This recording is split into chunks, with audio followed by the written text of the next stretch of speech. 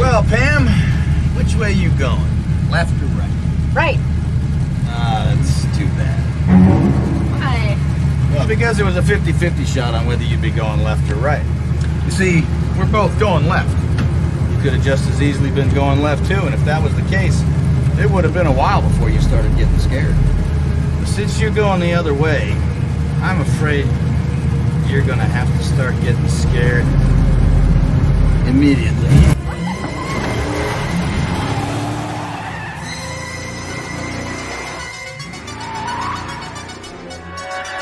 There's no more room in hell. The dead will walk here. Low down.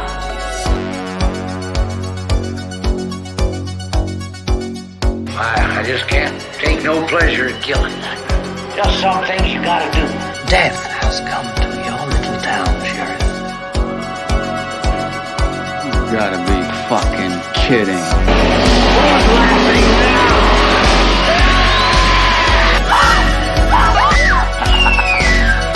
Be one of us. Join us! Join us! Join us! Join us!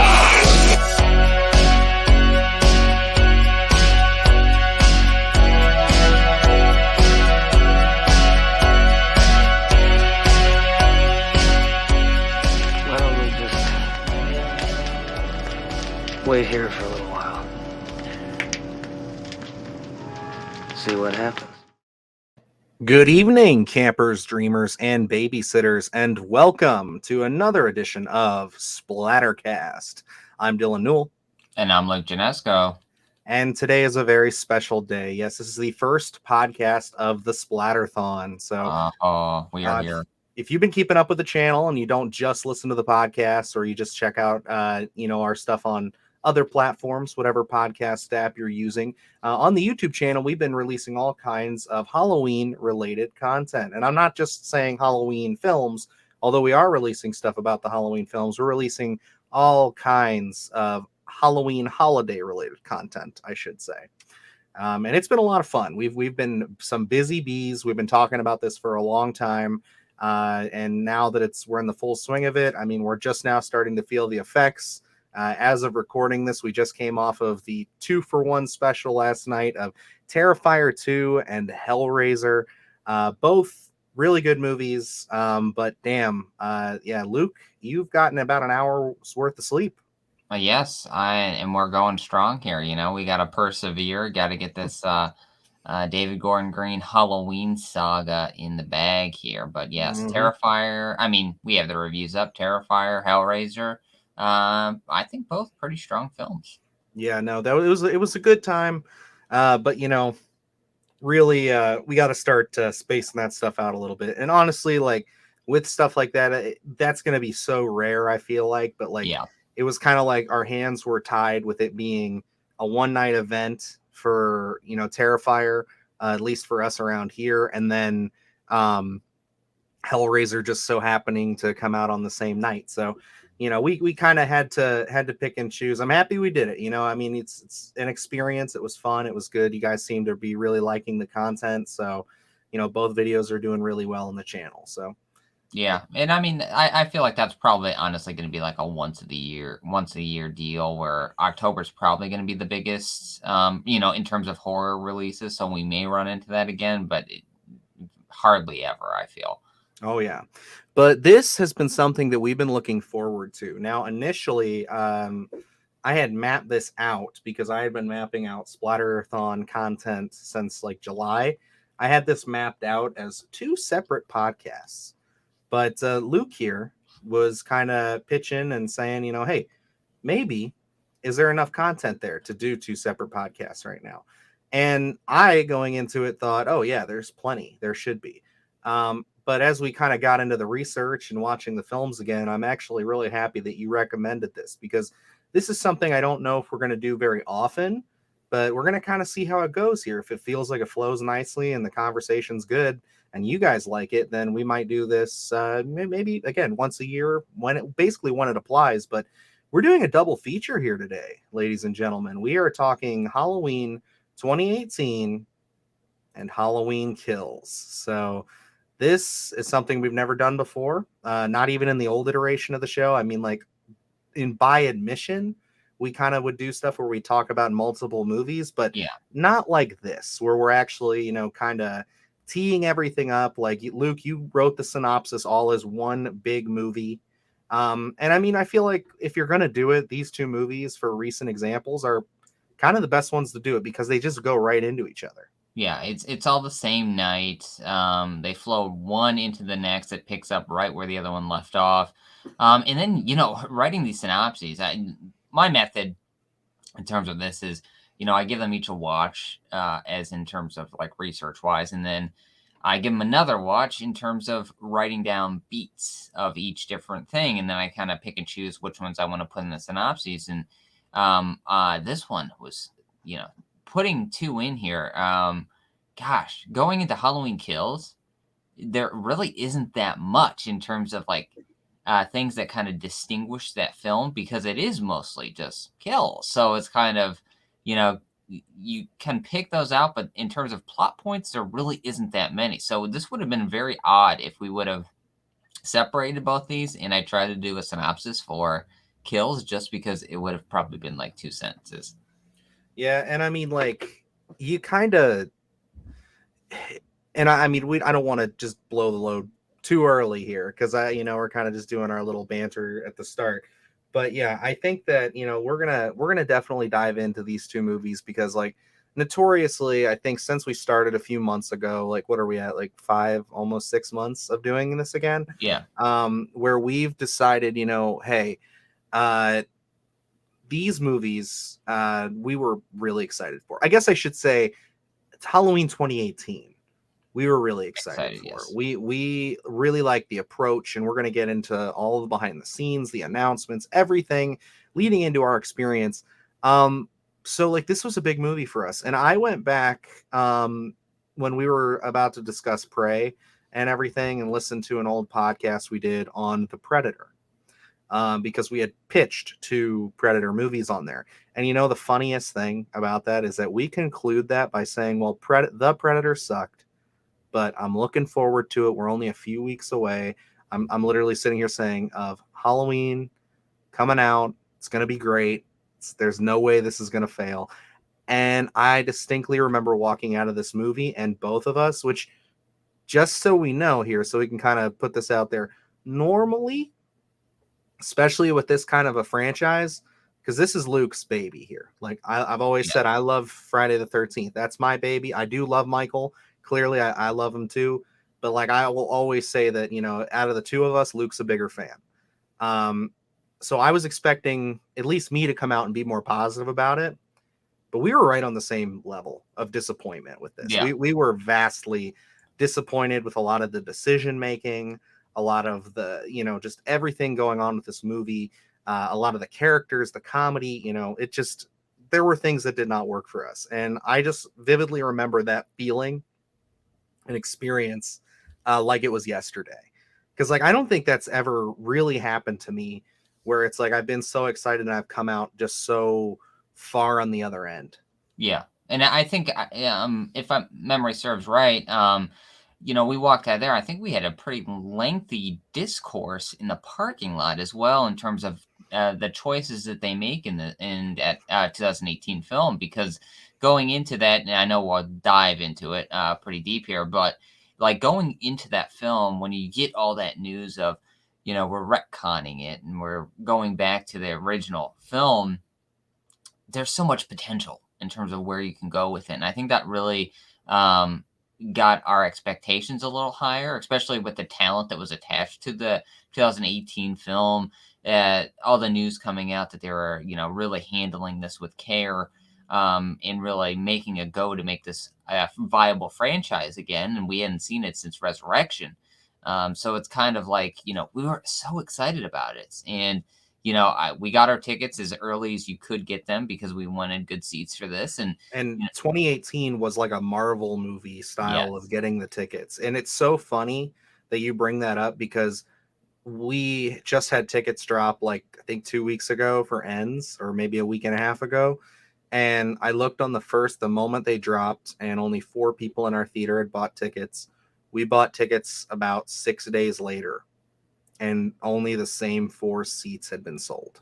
Have you checked lately? I was just No, curious. I haven't. I either. can check while you're kind of going on here, but I didn't mean to interrupt you. I just wanted to bring that up because we'll get into it. But I think the discourse for us, I mean, I know we're not the only ones here who kind of feel the way we do. Yeah. Well, and it's a little divisive, especially between general audiences, where I think a lot of general audiences really did enjoy this film. I know a lot of diehards that, had a bone to pick with certain choices that were made here. In going into, I'll never regret going into the theater to hear the iconic Halloween theme, so it's like, the credits in 2018, those opening credits with the pumpkin and the music, great experience. I'll never want to pass that up. But to be honest, Halloween Kills drops a couple of years later, and I didn't go to the theater to see that one. That one was available streaming, and I had meant to go out. I was like, I'm gonna after the 2018 one. 2018 for me was automatic sell. I'm gonna go check this one out, and then after 2018. I was like, well, let me see it on Peacock, Halloween Kills first.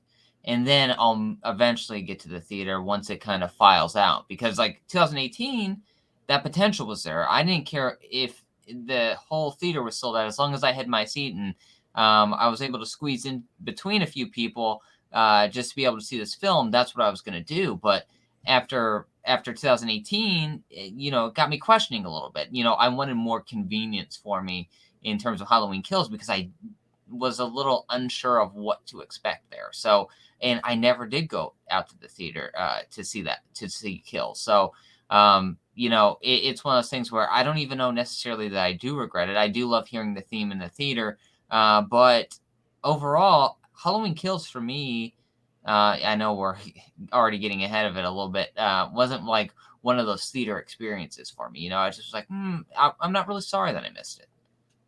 And I have my feelings about it. I'll hold that until we get a little deeper into it. But like Halloween Kills for me was one of those ones where it's like, granted, we were coming out of the pandemic at that point, so I think that has a little bit to do with it. I know for a fact that if it wasn't available on streaming, you would have been there with me to see it. Yeah, but having that access, it's kind of like, and you not being so big on the last one, I mean, it's understandable why you were kind of like, I'll just watch it at home. And, I don't judge anybody for that. And again, with this one, I don't judge anybody for going to see Ends or watching it on streaming since it's available. Yeah. And just so we can kind of revert back to that ticket thing, our showing is at 5:00. We, of course, got the earliest we could get, so that way we could review it and get that out for you guys. And so there were 4 seats bought. There's 3 seats for us. It's both of us, and then your significant other. And then 2 more people have bought tickets since then. Wow. But I did, just to be fair here, I went to the 8 p.m. showing, which was the next showing, and it looks like there's maybe like 30 or 40 seats taken in that one. So could just be, the fact that we're seeing it so early. Maybe people will want to go there. But then the 10:30 showing, it's only like 4 or 5 people. Okay. So, and I know there's going to be more people when we get to that. Like, they're probably just like, there's no rush to get these tickets. Like, people are just going to get them the day of or the day before. Yeah. And, and again, I do think it is one of those things where, if I can't see it opening night, well, I'll see it maybe the next weekend because I can see it streaming. So I'm not going to be missing out when it's first available. I just won't be able to go to the theater to see it. Yeah. And I mean, we're seeing it that day. I'm going to come home, and I have it set up to where, just like with this weekend with Terrifier and Hellraiser, I have it set up to where I took some vacation for today, and then I'm taking vacation next week for Halloween.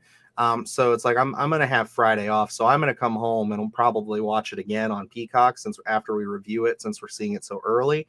Yeah. And then Saturday, I will be I think my dad and my sister and I are all going to go see it because they want to see it. And, whether I hate these movies or not, this is another thing that I'll bring up front here, and we'll kind of swing back around to it.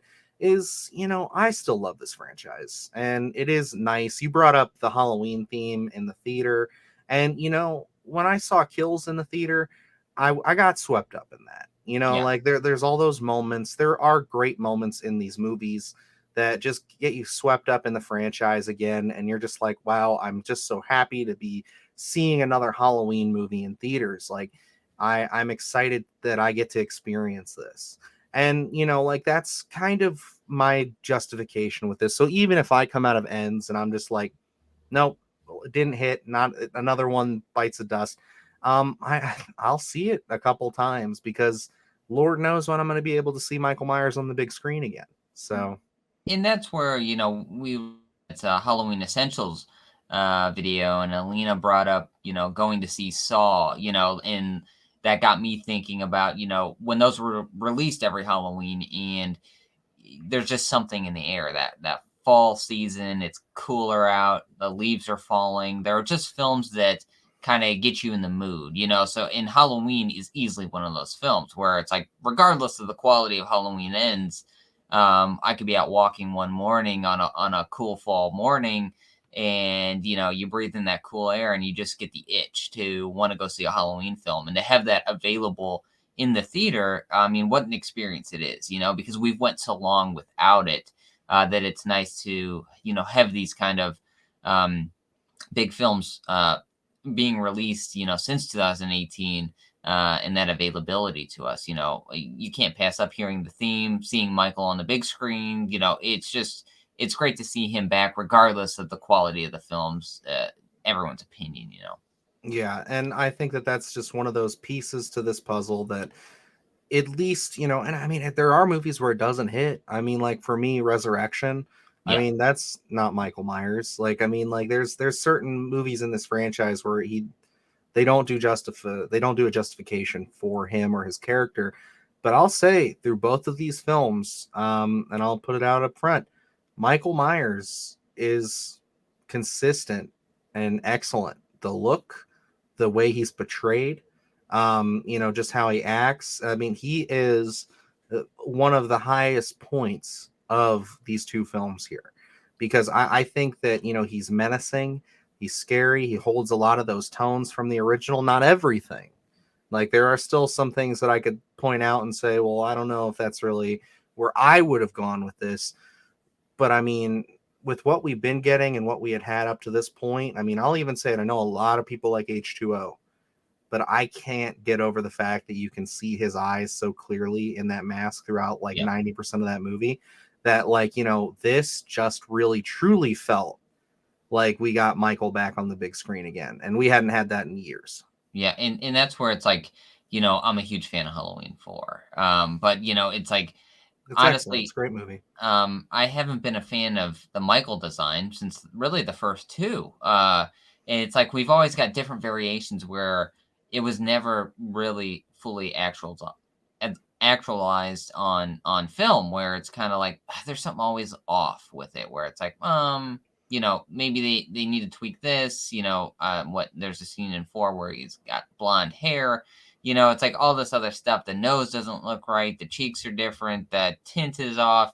There's always just something that was off with those, with that Michael design, which each and every film. So to kind of get that back in 2018, where it's like, I don't have any gripes with how Michael looks in either of these films. I like the weathered mask. It's old in 2018 because it's the original.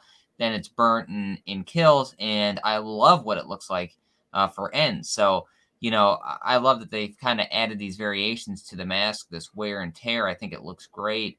In Michael, overall, that portrayal is absolutely perfect. It's one of the things where that kind of thing for a lot of these films going up into 2018, it was really make or break, where it was, the film's okay, but Michael really takes me out of it. And that's for the majority of these films. But like going into the 2018, David Gordon Green, all this stuff, he's done it right. And that's where like one of the big positives of these films is the way Michael looks and acts. I agree. But I think we can probably, unless you have anything else that you kind of want to open us up with, I think we can probably start getting into this a little bit. I think because I think the conversation seems to be flowing enough. So We'll start off with our first segment that we dedicate as the account of the macabre. The film which you are about to see is an account of the tragedy which befell a group of 5 youths, in particular Sally Hardesty and her invalid brother Franklin. It is all the more tragic in that they were young, but had they lived very, very long lives, they could not have expected, nor would they have wished to see as much of the mad and macabre as they were to see that day. For them, an idyllic summer afternoon drive became a nightmare. The events of that day were to lead to the discovery of one of the most bizarre crimes in the annals of American history, the Texas Chainsaw Massacre. Alrighty, and in this segment, we like to break down the synopsis of the film.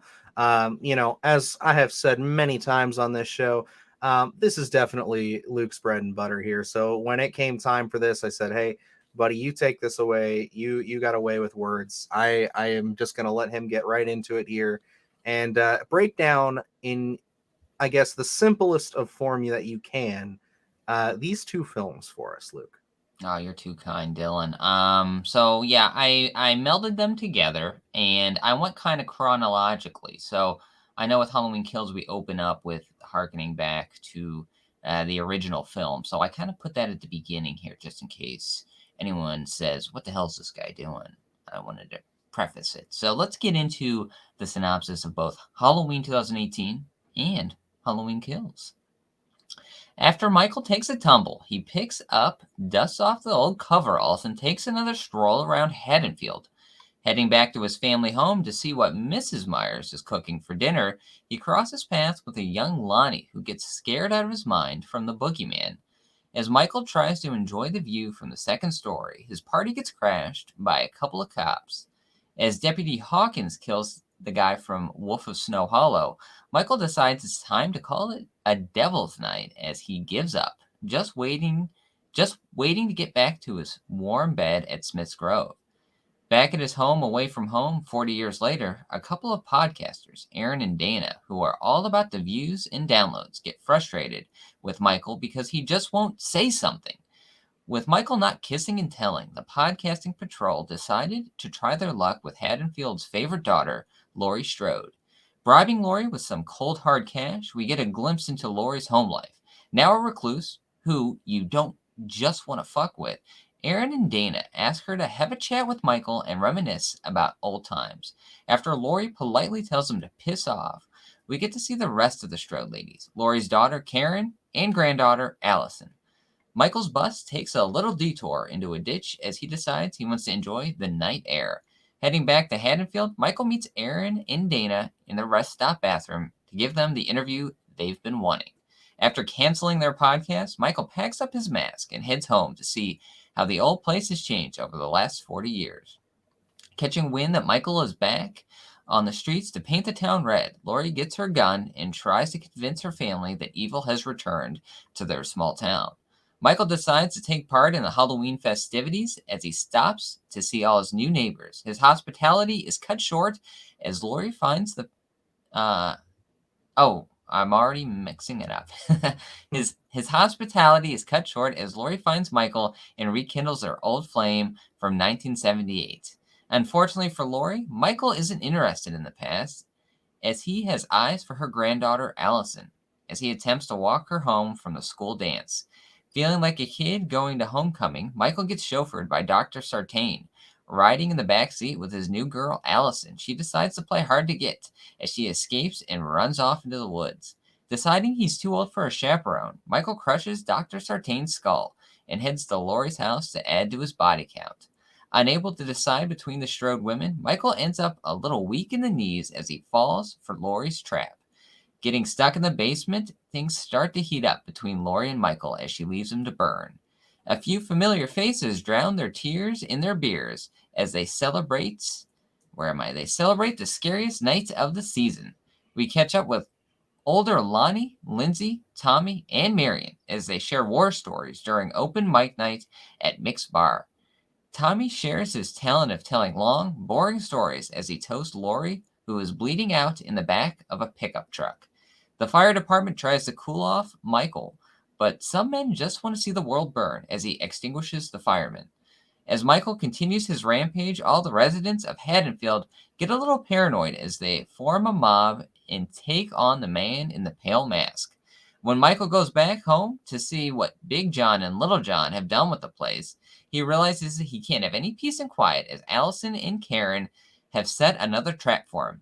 As Michael gets ambushed by the patrons of Haddonfield, they almost put an end to the killer in coveralls. Michael makes a comeback that would make Rocky Balboa proud as he slices and dices Tommy Doyle and the rest of the Haddonfield horde. With Michael seemingly out of commission, Karen decides to take a look around the Myers house.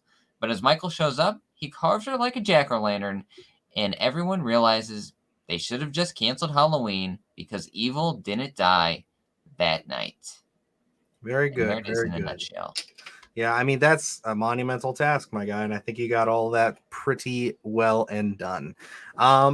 Yes, so this is the plot of these two films. This is kind of what's going A down. lot to drink And in. yeah, so we'll kind of start things off, I guess, chronologically as far as release goes. I would say is probably the easier way to do this. So that way we can kind of get a little bit more of our experiences, the expectations, because I feel like all of that has to play into our complaints with these movies I think more so, so. yeah. So it's like I would love to talk about this going into how you wrote it, but then we'd start off so positively.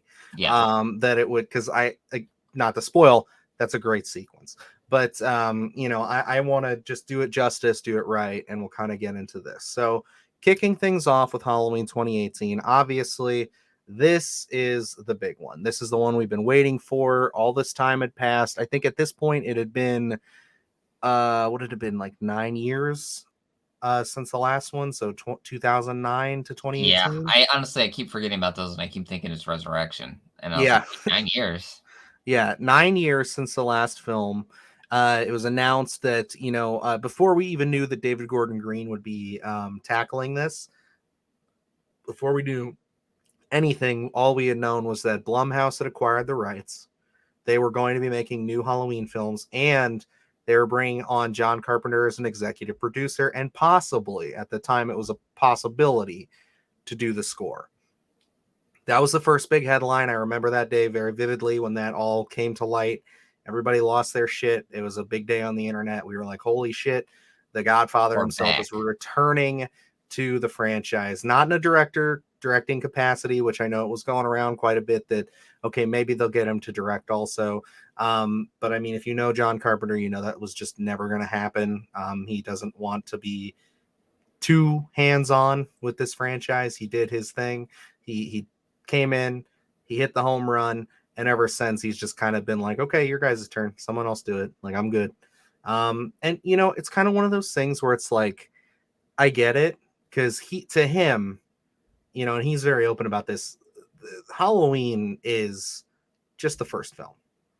Yep. As much as I enjoy, and I know you enjoy Halloween 2, he doesn't. He wrote that with a 6-pack of beer. It's a very infamous story. He wrote the whole Laurie and Michael are brother and sister thing because of writer's block, all that great stuff. He just did that to get that through. They wanted to change things up with Halloween 3. By the time 4 came along, he said, fuck this. I don't want anything to do with it. Sold off all of his creative control and rights to Mustafa Akkad. So, having him come back was pretty big sign, nonetheless, even if he wasn't directing. And the fact that he'd be coming back to do a score was awesome, because like Carpenter scores are infamous in Hollywood. They don't miss. I mean, they really don't. They are excellent stuff. Like you can always pick out when he is behind the keyboard, I guess you should say. And he's also doing it with his son and his godson, I believe it was too. It was his godson, not his nephew, but so he was bringing those two on board to help him with this. So it was a big day, big announcement. It was great. Like, do you remember when all that got announced, Luke, how you were feeling about it? I mean, like, just to hear that John Carpenter was back attached to it, I think you get your hopes up. You know what I mean? Where it's like, oh, okay, so he's going to make sure that the franchise is taken care of. Because, sitting through like I said, I often forget, as you were just talking about, the Rob Zombie incarnations, and it's like kind of coming off of that. And I think you're, at least from my perspective, I was so unhappy with those that I was really searching for any positivity in the franchise, because I had heard what maybe 3 was going to be, and what their intentions were, and then to kind of know that Blumhouse was going to be picking up the rights and taking that ball and running with it, and then we're having John Carpenter attach as executive producer, and then also potentially going to be doing the score. You're like, okay, so we're gonna get that aura. I had my hopes up because it was like, okay, I want that feel, because I mean, I don't want to make this into a Rob Zombie kind of Halloween podcast, but I didn't have that with those films. It's like you can look at it, some of the 4, 5, 6, whatever. I think there's some remnants of the Halloween feel in a lot of those films, whereas like in the Rob Zombie incarnations, I didn't really get that. So it's like, especially knowing that John Carpenter was going to be attached, I was like, okay, I'm finally going to be able to sit down, watch this in the theater, and feel like I'm watching a Halloween film.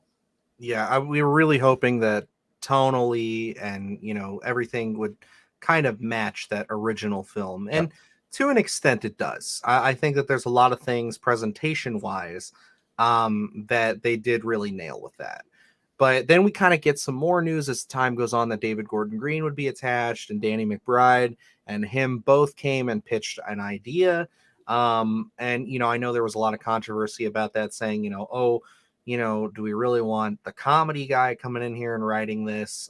Which, I have no qualms about something like that, because I think that comedy and horror, we've said it before, they can go hand in hand together, and they can, the execution of writing a comedy and the execution of writing a horror, it's all about build up and payoff for both of them.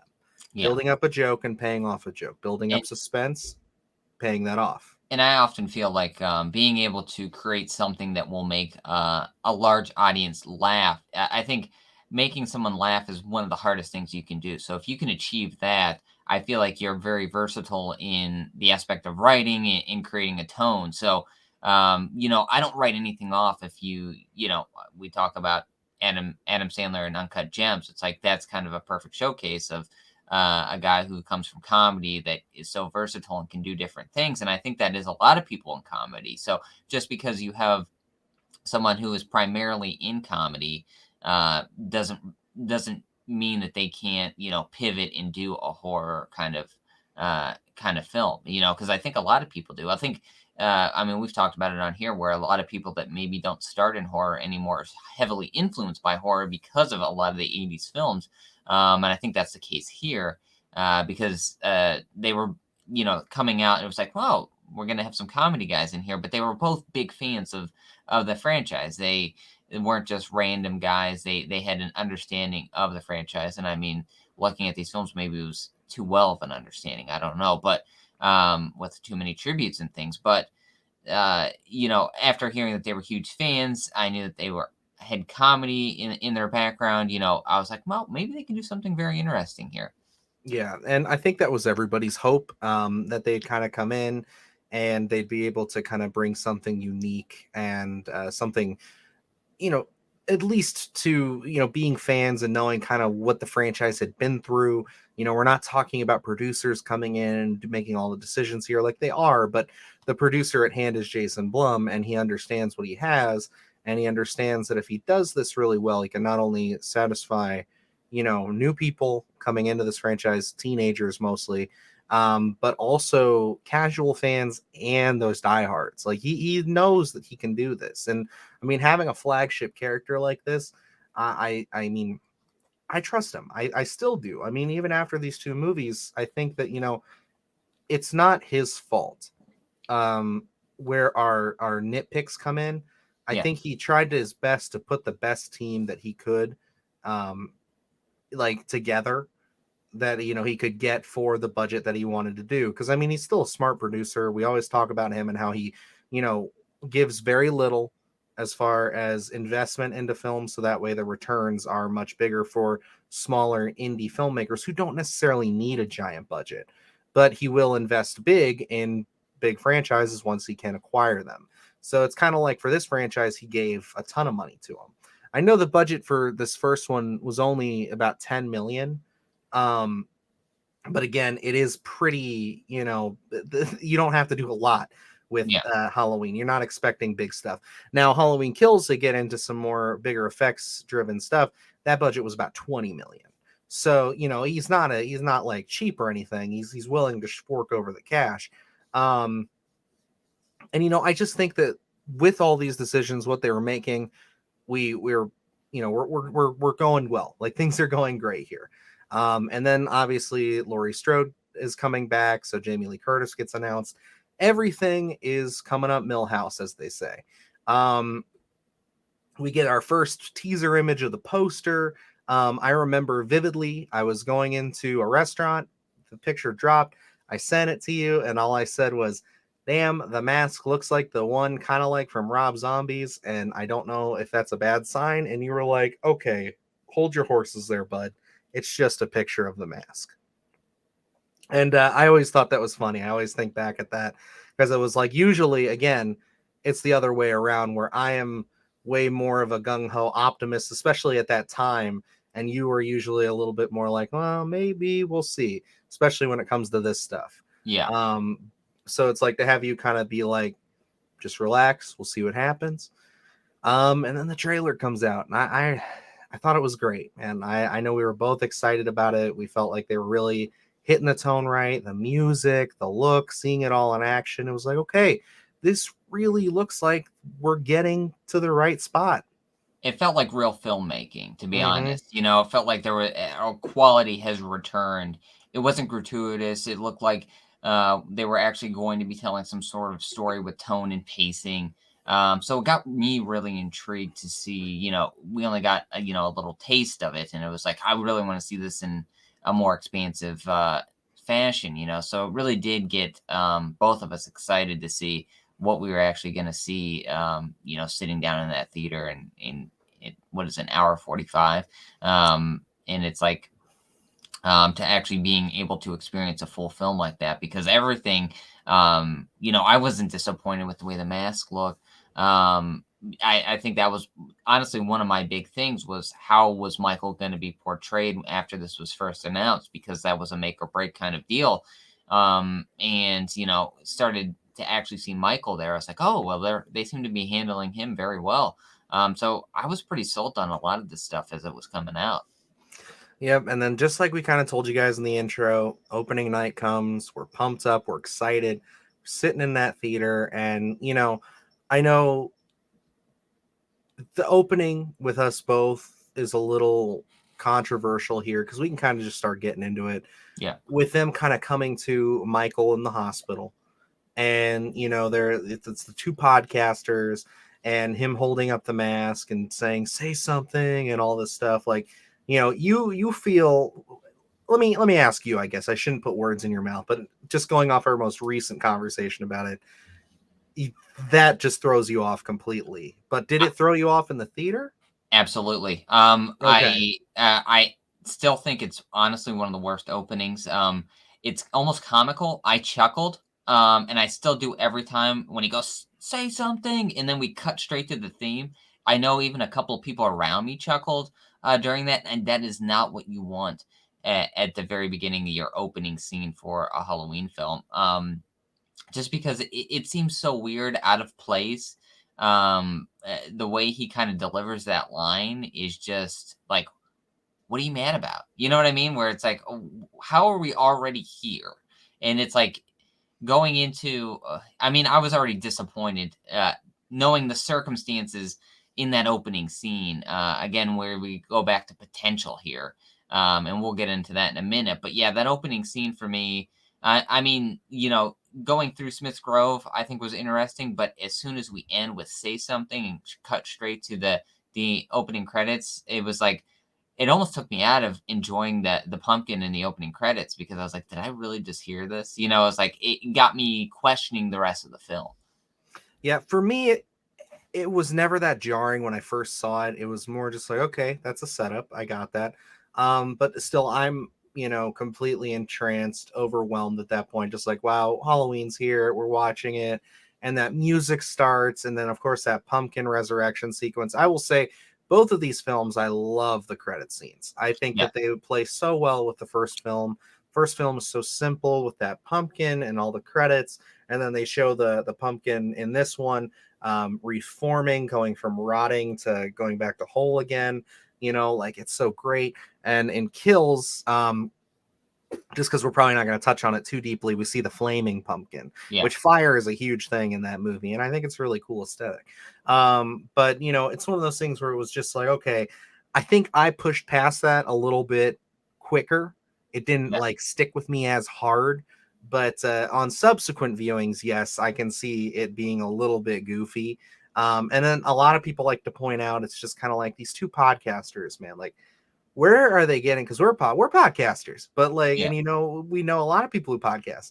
Where are they getting the budget or the connections to get a mask of a serial killer out of an evidence locker? You know what I Yeah. mean? From all those years ago, like where how do you do that? Like, I mean, we're lucky enough to score the interviews that we can score on this channel and even some of the bigger channels. So it's like, how are you getting this shit? It's like, it's just kind of where you start to see some of that oversight. Where Yeah. it's just kind of like, okay, when they do stuff, and I will say this blanketly about this film specifically, because I feel differently about Kills. When they do stuff well, they do it really well, but when they stumble, I think they stumble pretty hard, because they tend to just kind of, things feel very convenient and things feel very much like, okay, well, we're not going to get into that.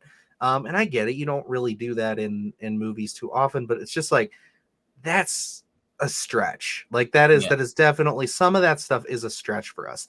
And again, you're talking to a guy who hasn't talked in 40 years, 40 plus years at this point.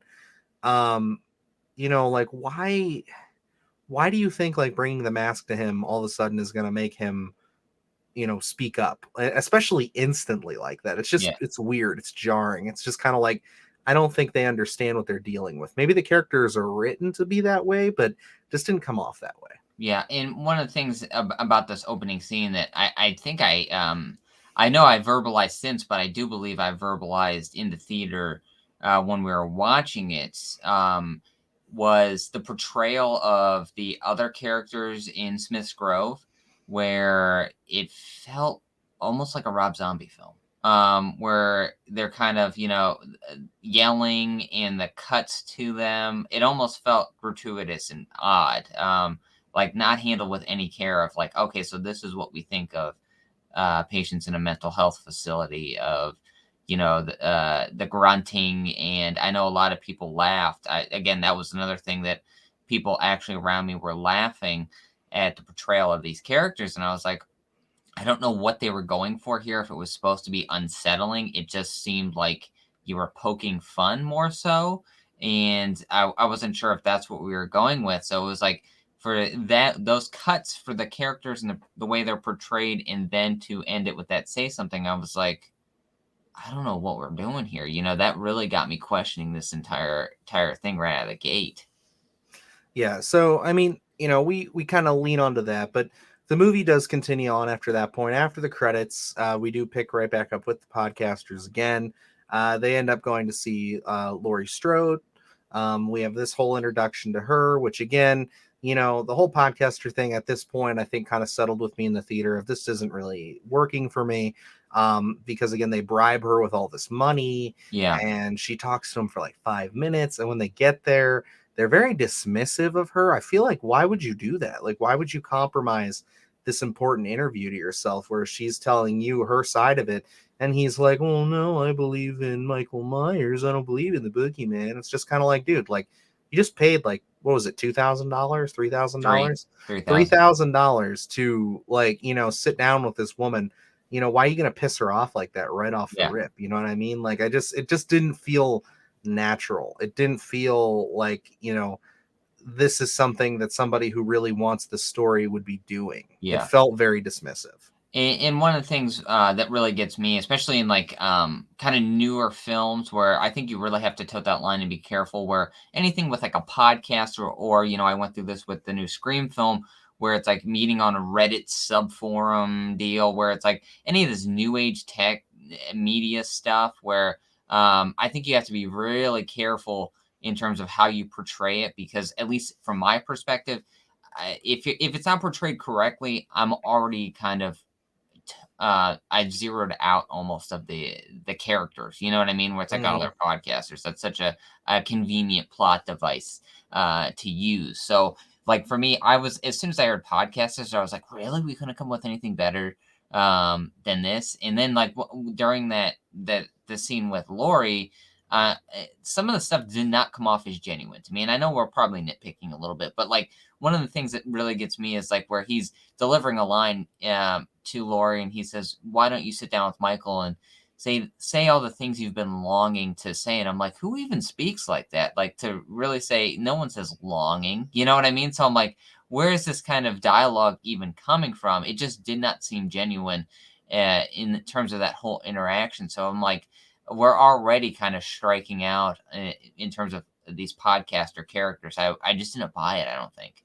Yeah, and it's just kind of the little kick in the teeth in general, just because it's just like, so your plan was to come here and, you know, talk to this woman who's clearly been affected by these events. They still do, because she's in a compound, essentially. You had to go through a barbed wire gate to even get into her driveway. And you're sitting there being like, well, why don't we have you guys sit down face to face? Like, you really think this is going to fly? Like, Yeah. you really think that's a good idea? Like, it just feels irresponsible. And now, like I said, maybe that's how they wanted the characters to come off, as, you know, being so out of touch and out of depth. I mean, we get a little bit of that in a little bit here when Allison gets introduced and she's walking with her friends, and the boyfriend is saying like, oh, well, in the grand scheme of things, it was only 3 people that got murdered. It's like a lot of worse stuff happens every day. If that was the intent, then they really, I think it came off poor. It didn't come off that way. And I just, they really needed to work on that a little bit more. I think they needed to kind of, you know, not necessarily hold our hands a bit more, but they needed to do a better job of making that clear, because it just comes off as just incompetent writing. You know, and I know we're really getting into the negatives here. One of the things I did want to kind of point out that we kind of skipped over in that opening scene, where I do love the introduction to Michael, where to have him, you know, as the patient in Smith's Grove, and we're not seeing him in his, you know, in the mask and coveralls that we're used to seeing him in. He is kind of there, and the way they hide him for the most part, and you don't really get a good look at him. I did enjoy that portion of it. I was like, oh, this is interesting. I think that was a fun take to kind of open it up and introduce us to Michael. I think that was pretty unique, you know, to kind of really set that different, kind of want us, you know, we'll get it down the line here, want us to see him in the form that we're used to seeing him in, you know, the mask and the coveralls. Yeah, and I mean, like, I think that there are still good moments. Like, I think, like, yeah, like that's a good one with that. You know, I love the opening credits themselves. I think those are great. And I mean, I do like Jamie Lee Curtis in this movie. I think that she, you know, has a couple of really strong moments. There's some points. I think I have more issue with her in Kills than I do 18 with her performance. And just, I guess my biggest issue is how they use her in Kills.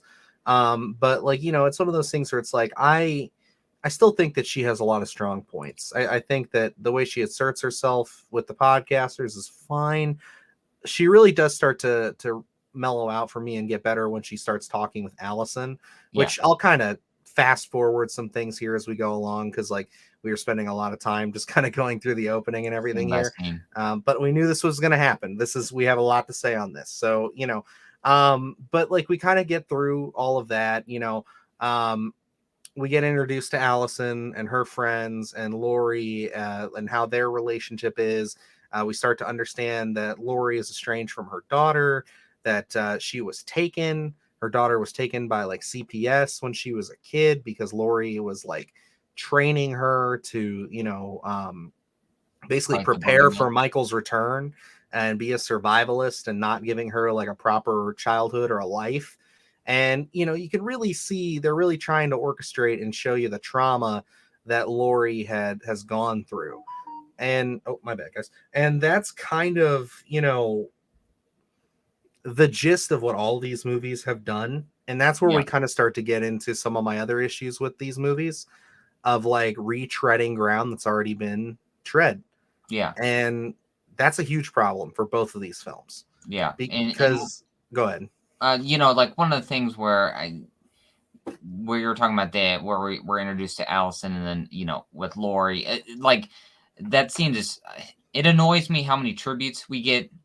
And one of the most evident ones is Allison sitting in the classroom and she looks outside, and it's like, you know, cute little callback. But for me, it was like, okay, this is fine. But then knowing now on multiple, like all these repeat viewings of how many different kind of tributes we're going to get throughout this film, it's like, oh gosh, it's already started, you know, at the very beginning there. So it's like I kind of do an eye roll now, knowing how many I'm in for during the entirety of this film. So it's like, can't we just get away from this, you know? So yeah, overall, like I'm not a big fan of Jamie Lee Curtis's performance in this. I think something, maybe, like, I'm not a huge fan of H2O, but I think maybe that portrayal's a little more true to form for me, rather than the Halloween 2018 survivalist kind of Lori. But I do enjoy her interactions with Allison. I think that's probably when she's at her strongest, is showing that relationship. I just don't think they kind of really fully flesh it out, because anytime, for the most part, she's on screen with Allison, she's also on screen with Karen. And I think it's kind of like that takes away from the relationship a little bit. So I love that opening interaction where, you know, she's giving her the money she just got from the podcasters. I think that's great. I think that establishes their relationship, her knowing that as soon as Lori gets that money, her first idea is to give it to Allison. So I think that really establishes where they're at together, and how much Allison does enjoy her grandmother, even though kind of Karen's that Karen. Yeah, and you know, one of those things that I appreciate, and I think you can kind of see that shining through with that scene, that they don't really follow through with either of these films. So I'm curious to see if it picks back up and ends, is that whole angle of her being like, go take a trip, you know what I mean? Yep. Like, get out of here, you know, go live your life, go have fun. She is basically, I think, trying to make up for 2 wasted generations, her own life and then wasting her daughter's life. Yeah. By saying, you know, hey, you know, I think Lori is kind of getting to that point where she's just like, you know, okay, it has been so long. It's been 40 years since this accident. Nothing has happened. It's never come out. I've wasted my life. I've wasted my daughter's life. She still very much fears for that moment, but I think she is starting to kind of come around with it, with Allison so close to graduating and everything, that she's just kind of like, okay, let's kind of try to mend some of this, whatever's left of it that I've got. Because obviously Allison wants to pursue a relationship with her, and they do have a good relationship. And so it's interesting. And I think they do a good job of establishing that in this, because you know, I like from the marketing that we're seeing for Ends, it looks like almost the two are going to flip flop in this new one, where Allison, and you know, we'll kind of just rip the band-aid off. I mean, if you're listening to this, you've probably seen these movies. She loses both her mom and her dad between both of these movies. Yeah. So her whole family is gone, other than her grandmother. So it's just one of those things where it's like, oh, and her boyfriend and her friends. So it's like she loses everybody. So it's like, you know, this is one of those things where it's like, okay, I think we're gonna see a very different dynamic, but I really want them to kind of come back to this, where, you know, this start of this relationship. And I think that's kind of another issue that I do have with this, though, is that, like, we do have some good moments here between these two. And I get it, you know, it's only an hour and 45. We want to get to Michael coming out and getting everything going. But, like, if we would have cut down on the podcaster stuff and really spent more time with Lori and her family, understanding this dynamic and understanding, like, all the layers to it, I think that we would have probably had a smoother entrance with that. You can have the podcasters in the background, or even, it doesn't even have to be like a podcasting thing. It could have just been like a fucking Dateline or something, like being like, oh, you know, we're following up on this. You know, we reported back on it back in the 70s. We're doing like a flashback thing, you know, the Halloween murders, babysitter murders, or whatever. And you could do that as the opening, but then give the rest of that time to Lori and establishing her family dynamic. Yeah. And, you know, I understand, I guess the podcasters are there to kind of facilitate the whole Michael getting his mask, maybe reawakening something when they show him the mask. I don't know if that's what they're trying to say. But like, and this is one of the things where we've talked about Halloween Ends, and I talked about where kind of establishing Haddonfield a little more, where one of my problems with 2018 is I think that the addition of the podcasters, you have so many different cuts here, where you're spending so much time with the podcasters that are not from Haddonfield. Then you're at Smith's Grove, you're at Laurie's compound that doesn't feel like Smith's Grove because it's so secluded in everything. You mean So Haddonfield? yeah, it's not like you're really taking advantage of it. So it's just like you can be at any place in time. Whereas, like, again, I keep going back to Halloween 4, where it's like that feels like, peak Haddonfield for me, where you kind of encapsulate that Halloween town on film, where I don't think you got that here. And it's like something I wanted them to kind of establish the small town feel for a while before Michael gets dropped in, to set, all this mayhem, in that's where it's like Halloween Ends seems like maybe that they're opening that up a little bit. I don't know. Just from the trailer, it seems like, they're kind of expanding upon it a little bit. And I don't think they did that enough here in 2018 to really get you in the mood to wait for Michael to come in here and start killing people, because it's like, that's the big thing, is you want to be in that small town. You want to create all these characters that you like. And I was already checked out of the whole podcaster characters before their eventual deaths, so I didn't care that much about them. And it just didn't feel, it felt like any other horror movie that could be released to general audiences from 2015 to 2018. It didn't feel like a Halloween film to me. I get you. And then so we can kind of start moving a little bit more past this. Is there anything else you really want to talk about in the opening section here? Or can we kind of jump right to No, when I Michael think we starts can getting jump. out? If So, I do, we'll jump all over the place. It doesn't matter. yeah, I think we'll kind of, for the sake of the show, we'll kind of keep things a little We're more already almost fluid an at this hour in. point. I know, right? But like, so at this point, we're gonna get into Michael's escape. So we kind of start off with Laurie kind of seeing the transfer. We see Dr. Sartain saying, "Oh, I'm going to come with him. I want to see this through." And that's kind of your first little inkling that something might be going on with him.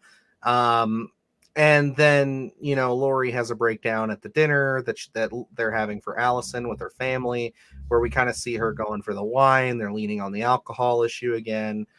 We meet her boyfriend and all this stuff. Like, this is all, she's having this big breakdown moment. That's where we find out a little bit more about Karen and hers past and the relationship. Yeah. But then we cut to this father and son driving down the road, just having a meaningless conversation about the kid wanting to dance and all that stuff. But then we get this, which I actually enjoyed this scene the first time I saw it quite a bit, when we get to this point where we come to the accident of the bus.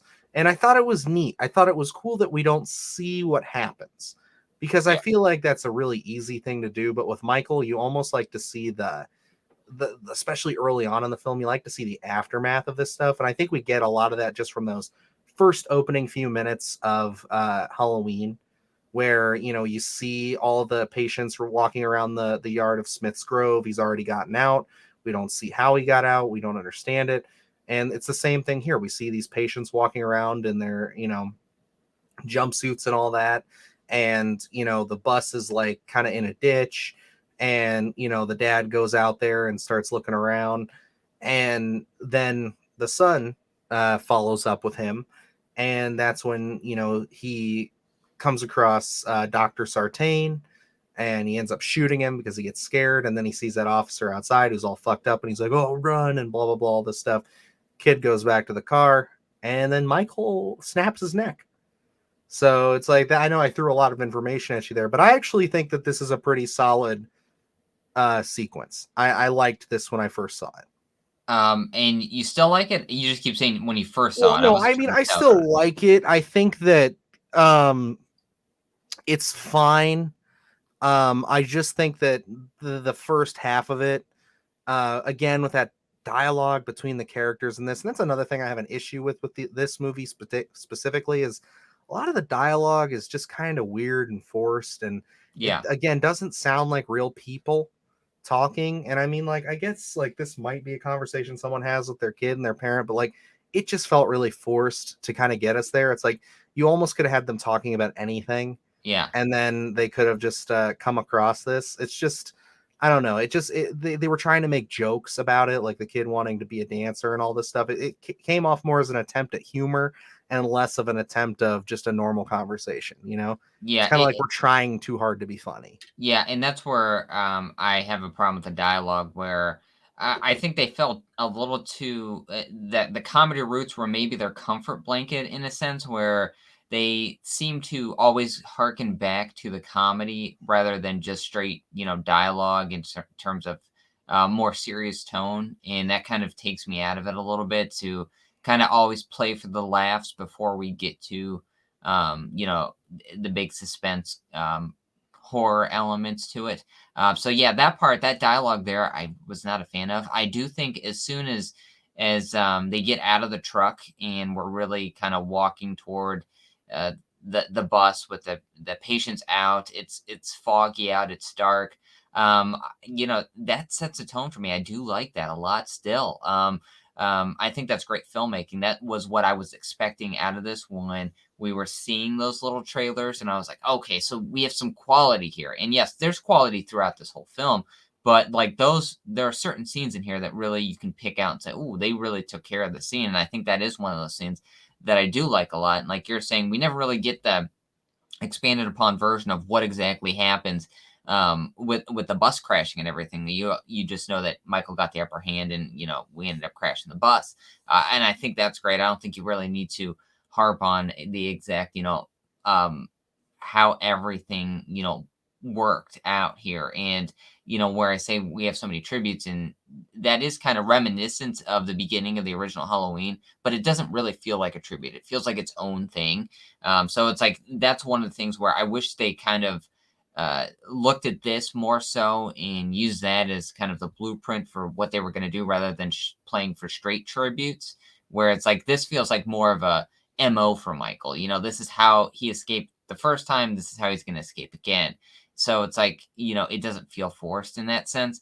So I do like this scene. I think the comedy at the beginning does not work, but overall, kind of facilitating where we're going to get to with Michael, I think this works really nicely. Yeah, and you're right. The tones are all there. It feels really nice.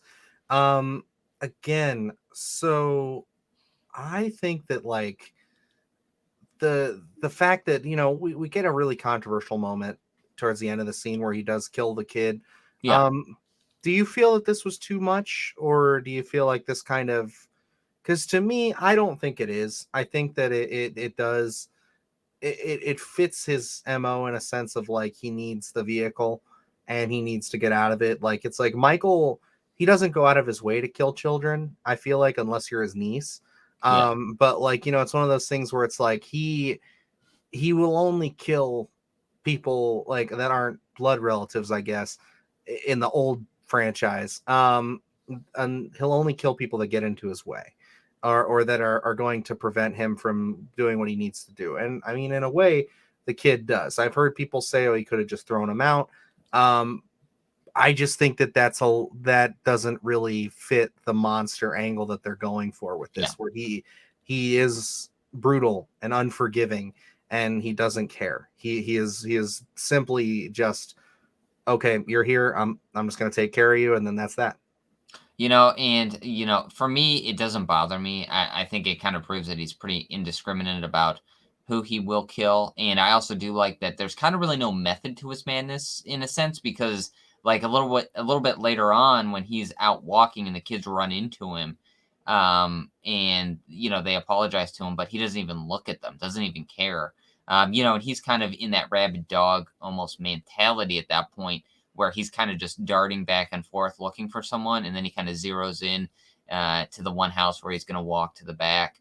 That could have very easily been the two kids that ran into him, but it wasn't. And there's no rhyme or reason as to why it wasn't, other than maybe he just, he's walking past people at that point. Maybe there's a method there to, he wants to keep going and before he makes a big scene, is the only thing that I can really think of. But I do like this kind of indiscriminate, it's never made sense to me for a killer to not kill children if he's a killer, you know? So it's like, just because they're children doesn't mean that they're off the table. So for me, it's fine. I think it works. It makes sense that he would kill this kid that's right there in the truck. You know, he needs a truck. He's going to be leaving, and I think that adds to the element of anything can happen in these films, because it's like I think it's played very strategic, because you know you're wondering, because he just killed that kid, is he going to kill more kids? And they play with that kids running into him, but you know it doesn't work out that way. So it's like I think they're kind of keeping you on your toes after that scene, not really knowing what's going to happen. Especially we get it a little bit later with what Vicky and Julian, where it's like, who knows if he would have killed Julian, he was in the closet the whole time. So I definitely think that could have been on the table as well. Yeah, and I think that overall, it does set that tone. It really does kind of get us to that point where it's like, okay, yes, everything is on the table. There is not a single person here is safe, and I do like that. It does kind of confirm that, and establishes that for us. And like I guess more or less, the issue that a lot of people are coming at is that it's just a child. And I mean, like, people are going to have issues with that.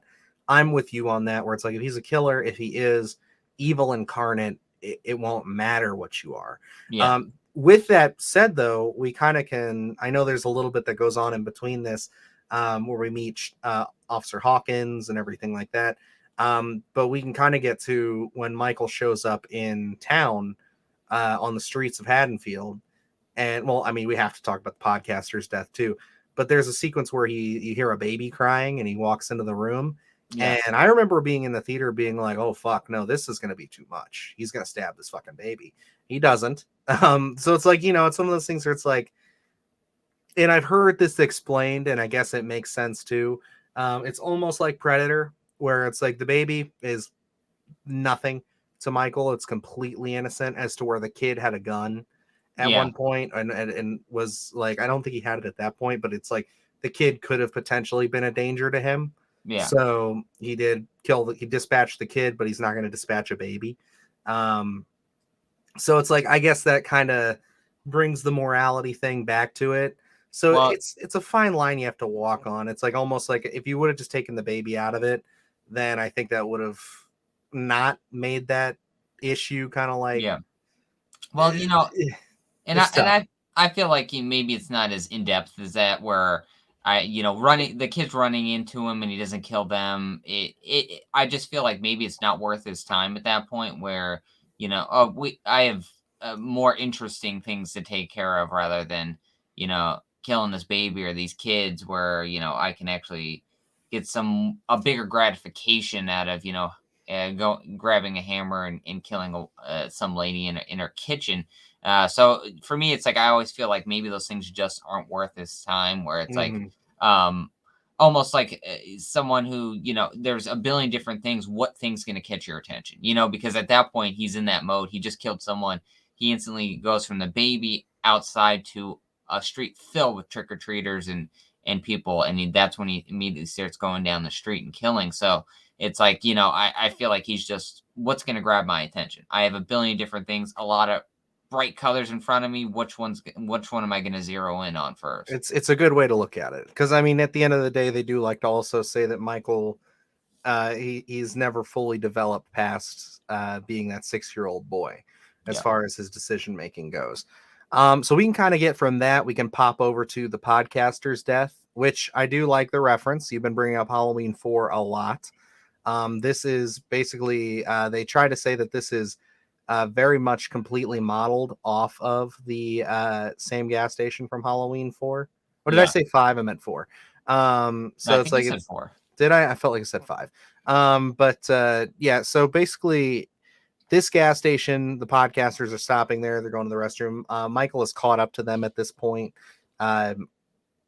He's escaped from the night before, and now he is, kind of, we've seen Lori talking about, oh, he's out there, he's escaped. She's talking to her family, and now the podcasters are kind of outside of Haddonfield now. I think they're leaving is what we're kind of the gist of what we're getting, and he just so happens to be coming as they're going. I think wasn't he tailing them? Because remember, he was at the cemetery with them. That's true. Okay, I did forget about the cemetery scene. So yeah, which I did like that scene. I like that him just kind of watching them, that voyeurism again, kind of returning to those roots, I thought was interesting. Yeah, and that's another thing that I feel like is missing a lot from this version of Michael that I hope they Yes. bring back in Ends, because it's like, yeah, he doesn't do a lot of that voyeuristic stalking stuff as And that's much. where it's like, and that goes back to kind of establishing Haddonfield, where I don't feel like they made the time to do so. Where, like, Halloween Ends, again, depending on how they play it, where it's been 4 years, everyone's back in the swing of their own lives. This tragic event happened 4 years ago, but we're moving on. Where you can drop him in and really slow burn it, where he's just watching. Again, they do it well in Halloween 4. So it's like, to kind of get back to those roots. I just don't think they made the time in 2018 at all. They were too interested in the podcasting storyline, and then really after that, he is off to the races in terms of Halloween night and all these trick or treaters and just going down the line, killing them. Mm-hmm. But I actually enjoy this scene a lot with the podcasters, their death. I think that it's great to see him kind of how he, again, we see the flashes of Michael. We know he's there, but it's like it's a slow reveal to our characters here as to where it's like one's going to the bathroom, the other's going to pay for gas or whatever. And that's when he kind of looks around for a person and he sees, we see the teller has his face completely smashed in. Oops, sorry. Has his face completely smashed in. And then the mechanic is on the ground with his head bashed in and he's like completely stripped. Yep. So that Michael got his coveralls again. And it's like, it's a great scene. It leads into everything. And I must be saying, all of this that we've been talking about, he doesn't have his mask yet. Yes. And I love how they play with us with it. Cause it's like, I always love and appreciate that we never see his face. And if we do, it's very sparingly. It's from the side, it's from the behind, and it's always obscured. Yes. I fear, because I think they are going to do it. I think they're going to show us what he looks like in Ends. I really don't think you need it, but it's going to happen. I'm telling you right now. I'm calling it. By the end of the week, we're going to see what Michael looks like in the flesh. Because, again, they do it in the first film. So it's like we see what he looks like in the first film for a second. But, again, that movie was being made with the fact of this is the only one that's getting made. Yeah. And we've kind of grown past that, I feel like. As it's gone on, I don't need to see it because I say it a lot, the darkness in the eyes. Oh, I got to point at it. The darkness in the eyes. That's what it should be. NECA, they do this beautiful thing with their Michael Myers from this film and their Halloween Kills line, where they give you two variants, one where you can see his eyes very slightly and one where they're blacked out. I always display him with the blacked out eyes because he's nothing under there. He's evil incarnate. Sorry, had to go on that tangent a little bit. I know that this is going to be a 3-hour long podcast, but I felt like I needed to say that. But yeah, I like this sequence. I like when they kind of when he comes into the bathroom and he's taunting her by dropping the teeth over the door. I think that's really cool. Again, that feels a little Rob Zombie-esque to me, but it goes back to more, I can forgive it because it goes back to more playful Michael. Yeah. Where he's taunting his prey and everything. And I think it's even more brutal when her boyfriend kicks in the door, the other podcaster, and he realizes who it is. And then they start getting into their scuffle, and you just see Michael. He doesn't have a knife or anything, just overpowers him because the guy comes in with a tire iron. Yeah. And Michael overpowers him and then uses that on him and then takes her out. And it's a brutal sequence. It is. It's horrifying. I think Michael smashes his face against the wall several times and into the stall, which I think is just absolutely brutal. And, he doesn't even die. At that point, he has to watch his I don't know, significant other. I don't know if they're a couple or they're together. They're just partners.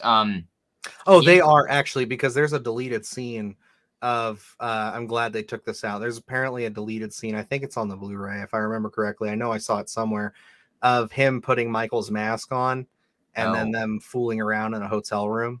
Not like fooling around with it on, but he like spooks her out. Yeah. So it's just I wouldn't have liked that either. Very Rob Zombie.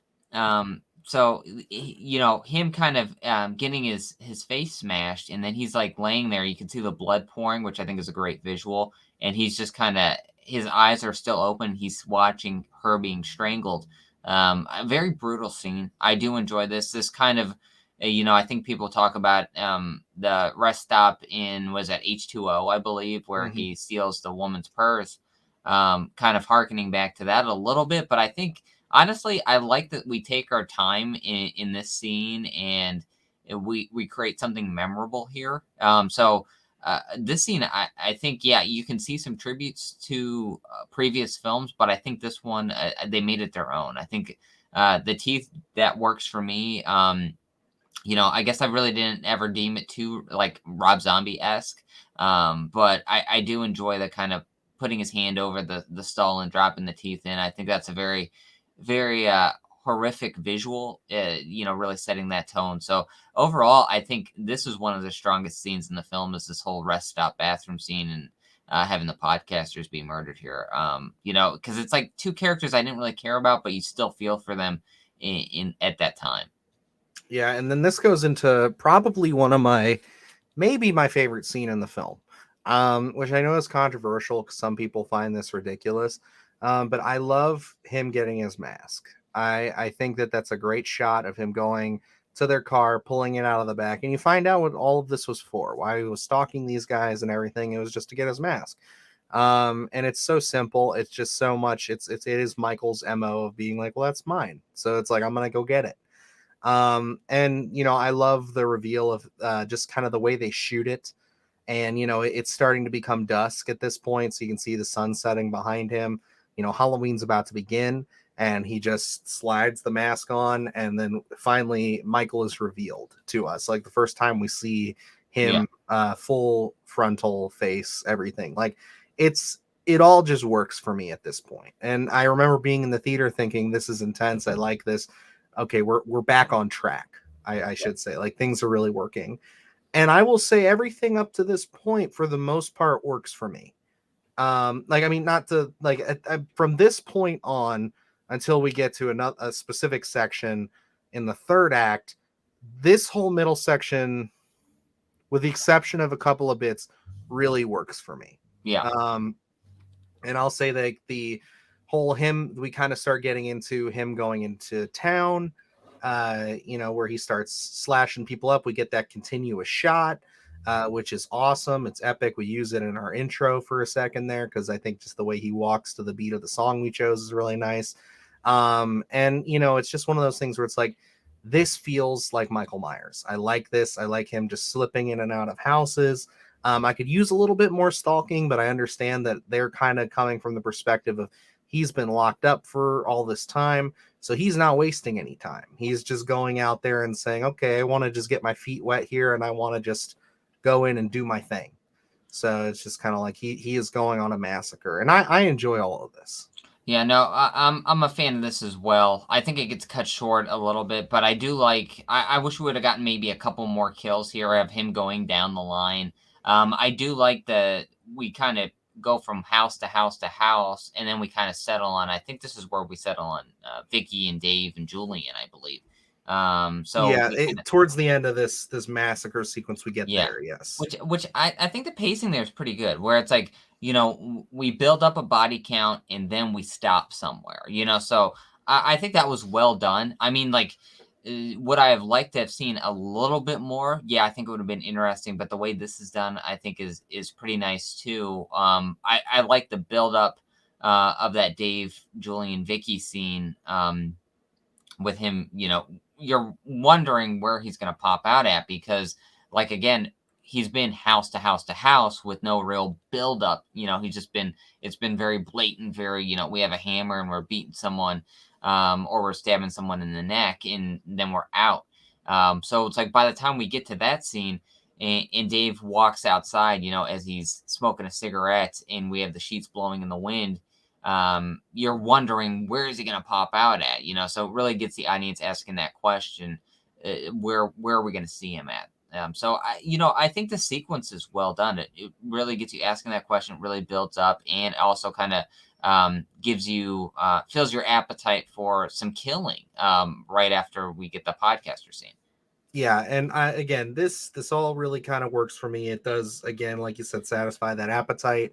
It's I'm the kind of. closest thing we get to really opening up Haddonfield, I It feel. is, yes. I agree with you there. Because then by this point, once we do catch up with him in a little bit, after the babysitter scene and all that, uh, everybody's kind of on high alert again, and the streets are really clear, and we're kind of just we're heading back towards Lori's compound. So to kind of pick back up with our actual other characters here, because we've been kind of focused on Michael a lot here for a little bit. So what do we got going on here? Refresh my memory a little bit, because I'm starting to get a little bit lost in the sauce here. Were we talking about Michael? Or we're talking about Vicky Dave? Lori and them, because we've kind of skipped over a lot of their stuff, because at this Oh, point yeah. she's already gone and talked to Karen and Allison. Allison and her boyfriend, I'm pretty sure at this point, are at the dance. They're at the dance, which the dance I take issue with because it's filmed like almost like any teen dance, yeah, house party kind of feel like vibe to it, and it doesn't really feel personal in any sense. So I wasn't a fan of it. Just the pacing is really weird, especially when you cut it with what's happening with like Vicky, Dave, and Julian. This Yeah. is just like where all it's very loud, very quick cuts.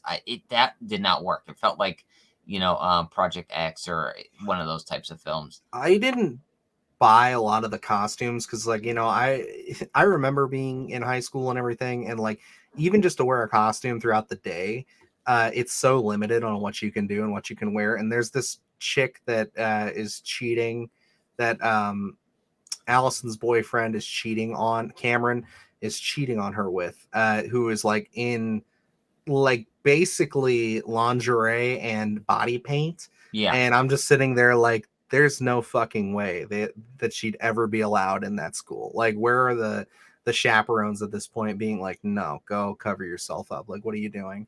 Like, I just didn't buy that very much. Yeah. Again, you're right, it does feel very Project X. And like the whole sequence in and of itself is just kind of like, okay, why are we spending time here doing this?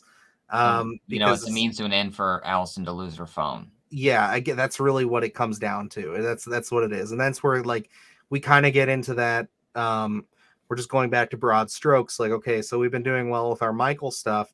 Now we just need to have her lose her phone and then give her a reason to leave the dance, not in a car, not protected in any way. Yeah. And this was when you were asking where everyone is at kind of in the timeline so far. This was Lori breaking into Karen's house saying, Michael escaped and we have to go hunt him down, and no one taking her seriously. And I think that's really after that scene and they kick her out. That's really when we cut to Michael's rampage. And then I think Hawkins and Lori and all them kind of catch up to the gas station scene amongst this also at some point. Yes. Well, let's see. So Hawkins is playing pinball, and that's when he gets called out to the bus crash. Yeah, and then and that's where she gets kicked out of the house, and then we see the aftermath of the podcasters. That's what it is. And like that, and that's dusk, and then we hit to Halloween night. Yeah. Okay. So now we can get into the whole babysitting scene, because this scene for me, there's a lot in this that doesn't work. Yes, in my opinion, it's a pretty disappointing. It's one of my bigger disappointments as far as a sequence goes. For many me, reasons. There's a lot of stuff in here that is not working. I do like the stuff where Dave goes outside with the motorcycle, just because from that him sitting outside going into the garage, you're convinced at first he's going to be the first one to get it. That Michael's going to be out there somewhere that's going to kill Dave. One of the things that I hate that they used in where we talk about trailers wasting good jump scares. The Michael in the closet would have been such a great if you would have kept that hidden for a theater experience, but we were already privy to that because of the trailer. So we were already expecting it. So it was like, they robbed us of it, to be honest. It was just like, it was such a great build up to it. And then when she opens the door and Michael's standing right there, it would have been just perfect if we would have went into that cold. Yeah. And I think that that's like I agree with you wholeheartedly there. Dave going out to the motorcycle is fine. It does feel very classic 80s slasher to Yeah. have him kind of out there just fiddling around, fucking around with something. Julian, I don't have any issues with the actor. I don't have any issues with just like, the him being there in general. I have issues with his dialogue and timing. Yeah. Because specifically, I like their relationship. I love him and his babysitter's relationship and how they, are very sweet with each other. You can tell that they actually have some chemistry there. And I will say, Vicky and Dave have the most chemistry in the movie as far as feeling like a realistic couple to me. Yeah. I genuinely thought that they were sweet characters and I liked them. And I thought that, at this point, they were selling me better than Allison and Cameron or Allison and Oscar as like even just friends.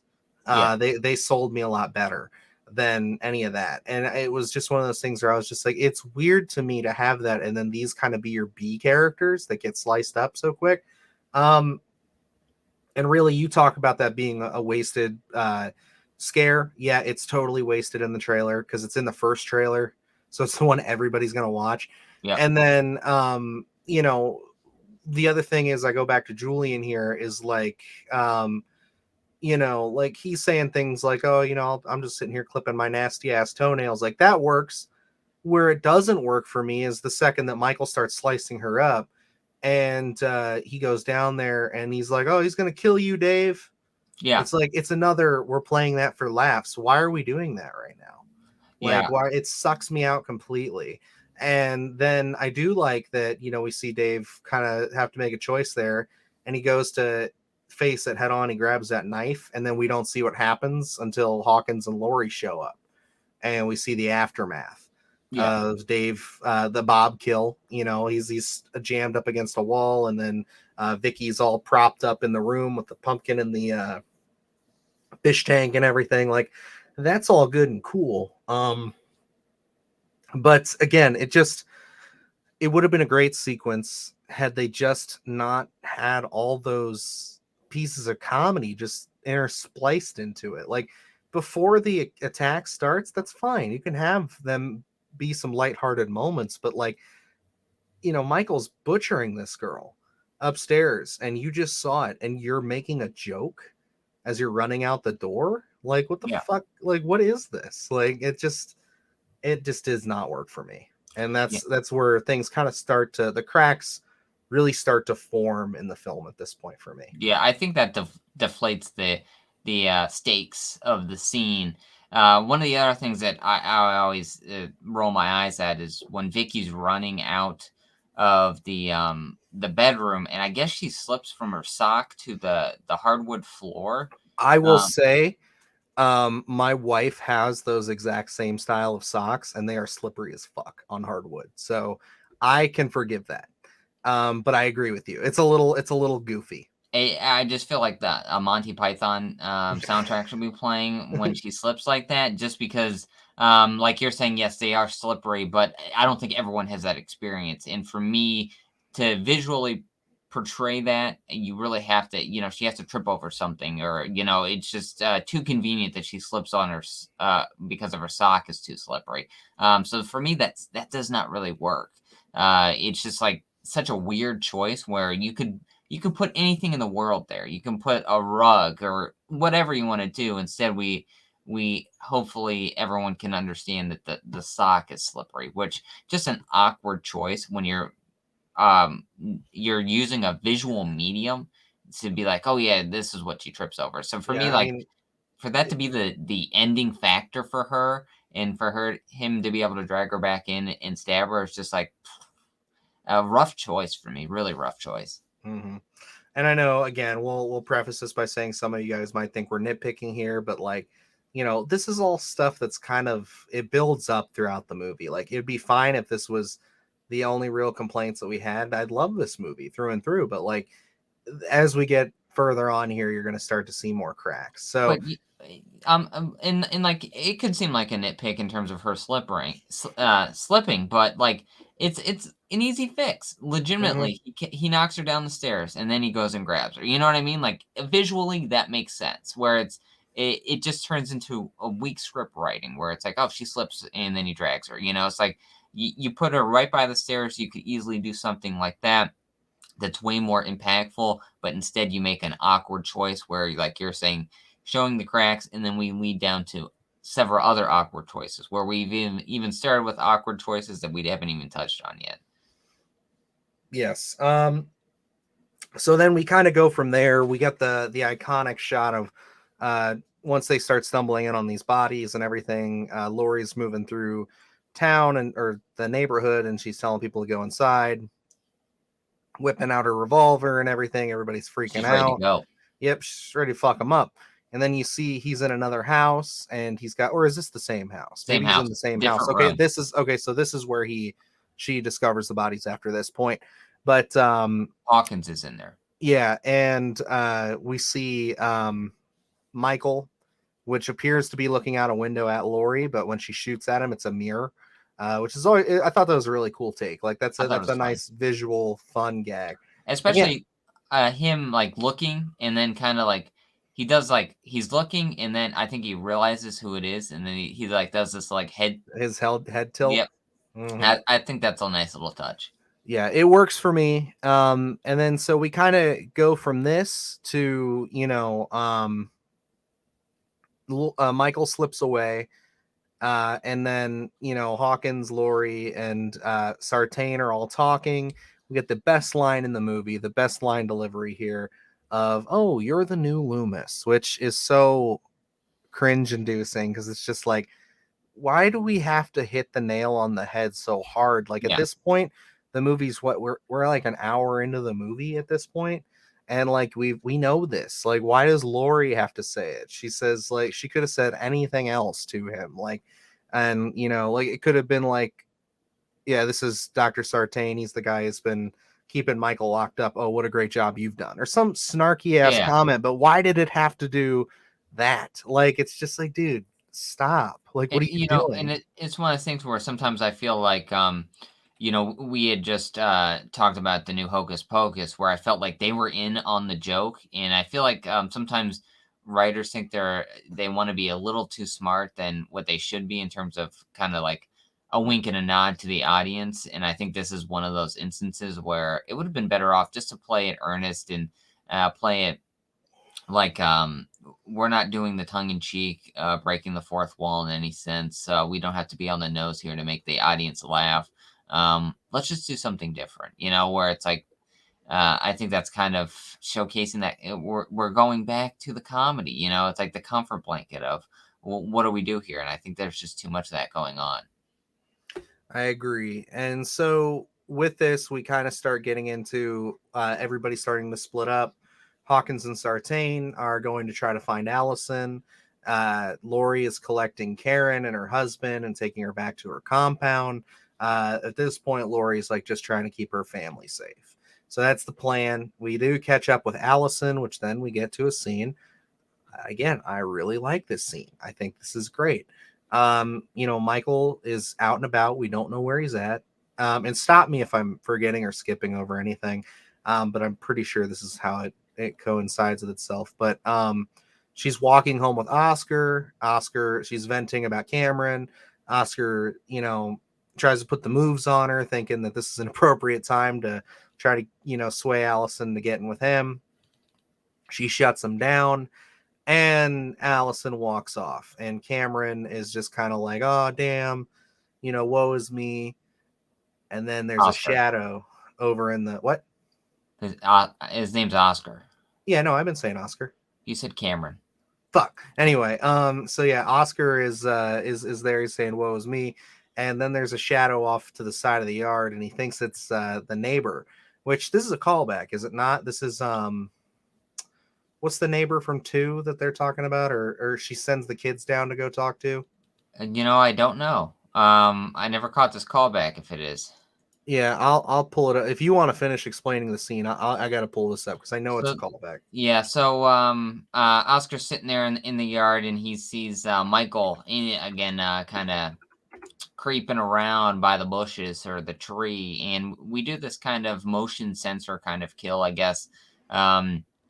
And I think they play it for laughs a little bit, where he's kind of giving this kind of mopey dialogue, saying, have you ever had a girl that you like so much but you couldn't have? And then we kind of just have Michael staring at him, very stoic like, and then lights go dark, and then come back on, and Michael's in a different spot, and then we have Michael actually taking a slash out of Oscar, as Oscar realizes that he was not fucking with him. And as Oscar tries to scale over the fence that's got the little sharp edges at the top, Michael ends up grabbing him, stabbing him, and then he slides down, and the fence goes right through his jaw, which I think is very intriguing. I think that was a lot of fun, just a kind of kick in the nuts, if you will, a little bit extra stuff there for Oscar. So I think that's a lot of fun. I didn't have a problem with the motion sensor lights either. I think that was kind of unique, kind of setting it apart from a lot of the other kills, especially when you're dealing with the Halloween franchise and you've had so many different kills and things like that going on. You kind of struggle to differentiate each different kill, which I think this was a pretty intriguing sequence in its own work. I like him, using the motion sensor light and everything. Some people said that they had an issue. I think they brought this up on Halloweenies with just Michael, even knowing how that would work with that kind of technology, with him being locked up for so long. But I believe Allison says, as they're walking up, because the light comes on, it spooks Oscar, and she's like, "It's a motion sensor light, you dipshit. Like, it's gonna go," like something like that. So it's like, it's kind of inferred that that's Michael listened in on that and was just like, "Oh, okay, so this is." I just had that. I think for me, very nitpicky, but I feel like they keep doing the motion sensor as he's like already moved. Wouldn't it catch him walking rather than him just standing there?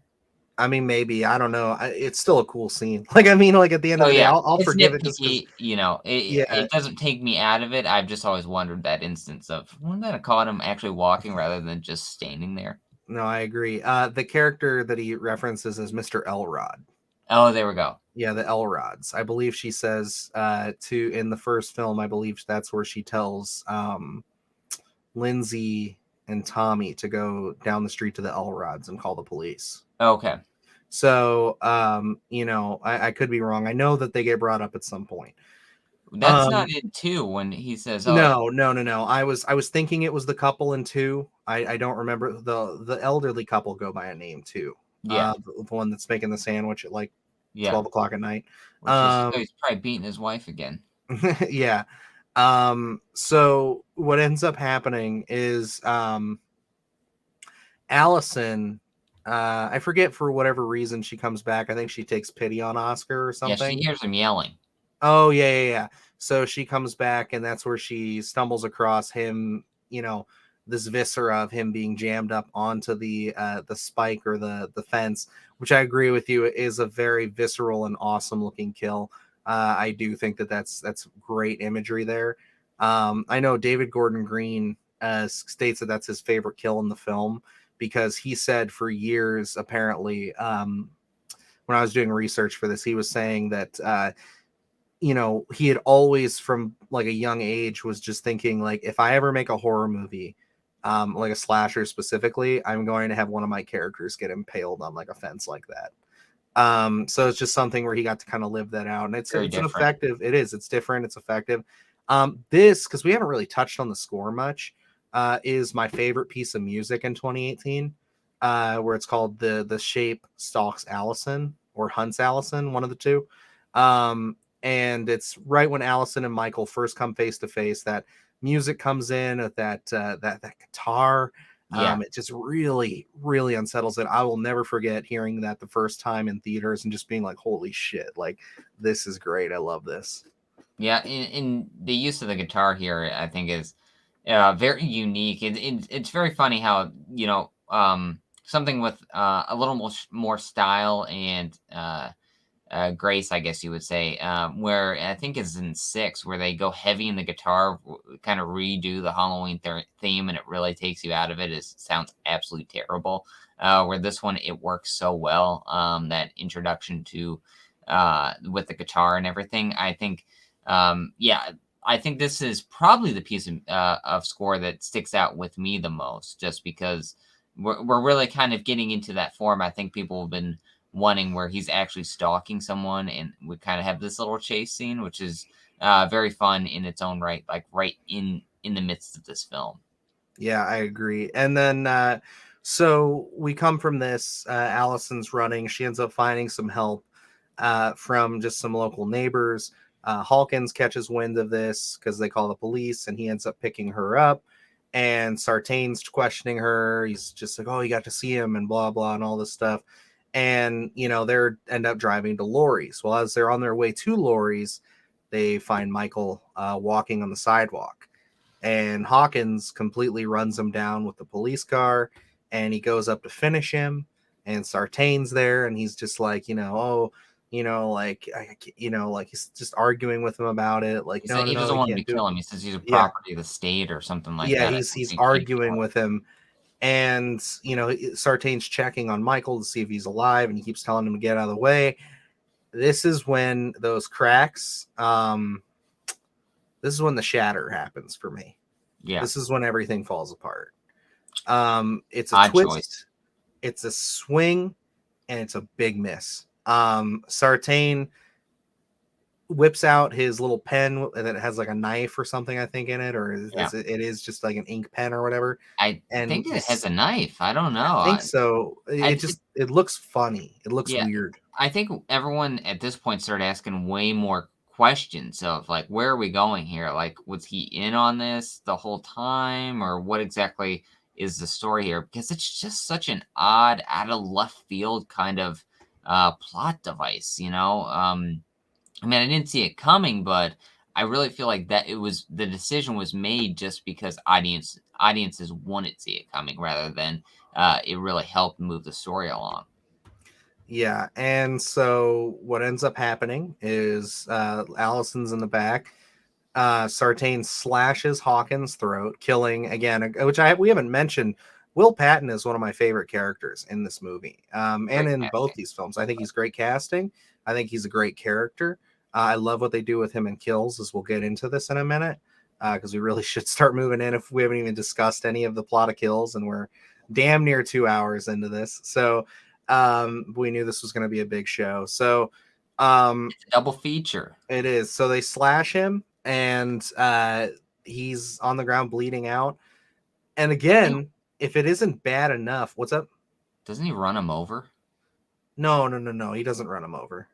Oh, he doesn't at the end there? I swear we hear the big bumps, and I'm like, how did he survive any of this? No, I don't think he runs him over. Because they're on the curb. Is that what it is? Because Okay. he hits him on the sidewalk. So yeah, it's like I think they're coming because he backs up. Oh, okay. Yeah, so it's one of those things where it's like, so he kills Hawkins, and then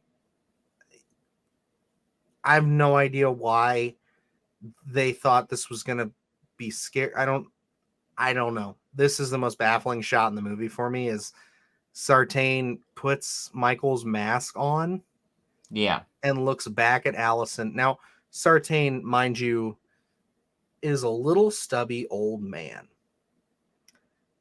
And, I'm not trying to disparage the actor or anything. This is not his choice. This is not something that he, obviously he read the script and, like this is just what he was told to do. But he puts this fucking mask on and looks back at Allison, and it is the goofiest shit I have ever seen in a Halloween movie. I swear to God. Like, it is so dumb and out of left field and upsetting. This right here was the final, just like, okay, yes, you guys have fucked this into oblivion now. and that's where it's like, I think this was another scene where people laughed. I think at first they weren't sure what to make of it, and then when you realize it's Sartain in the mask and he's like walking around, I think he's moving Hawkins and stuff like that, I think people just start to giggle there, because it's such, again, a weird decision to make, because it adds nothing. It only happens for a few seconds, and then he tosses the mask in the back seats with Allison and Michael, and nothing is ever really mentioned about it. Like, why do that? It's like one of those things where maybe in Halloween films, Michael's the only one that should be wearing his mask. I agree. And it's just I got nothing, like no words to that. So then everything kind of starts falling off at this point for me. So he packs up Michael, he puts him next to Allison in the car, and Michael is still kind of incapacitated at this point.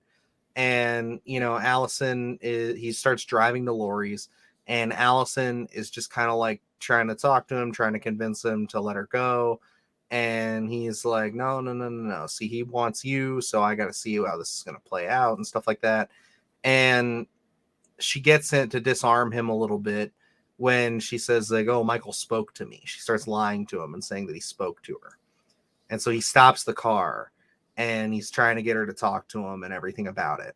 And as this is going on, Michael wakes up. And does he put his mask back on, or did he put the mask back on Michael? I don't remember. No, he throws it in the backseat. Michael puts it back on himself. Okay, and then Michael's just like awake again. He already has it on by the time we see him. So we don't see him put it on. He just has it on. You hear him breathing, and then we cut to his face. Mm-hmm. Right, sitting back there. And he just looks over at Allison, and then he looks up at Dr. Sartain, and Dr. Sartain's like, oh, Michael. And then he starts kicking the shit out of his seat and slamming him against the front, and he's slamming into the horn. Kicks his ass. Crushing his ribs and shit. Is it at this point that Allison slips away, or is it? Michael drags him out of the car. That's right. Yeah, into the back, and then that's when Allison gets out and runs right before he smashes Sartain's head. Yes, yeah, which is a cool gore scene. And I was this happy felt like about Rob it. Zombie to me. This did, yes. Because like I could see that, but to me, I think I was just so upset and over that character at this point that I always appreciate it just because I'm like, good, get that fucker off screen at this point. Like, he serves no purpose here. It just annoyed the fuck out of me. Yeah. So yeah, now we get to another great part. Where we see, and this is all intercut with these two police officers who are standing by just in the driveway of Lori's. And God, again, I don't know what the chocolatey cup or brownie. Yeah, made by me.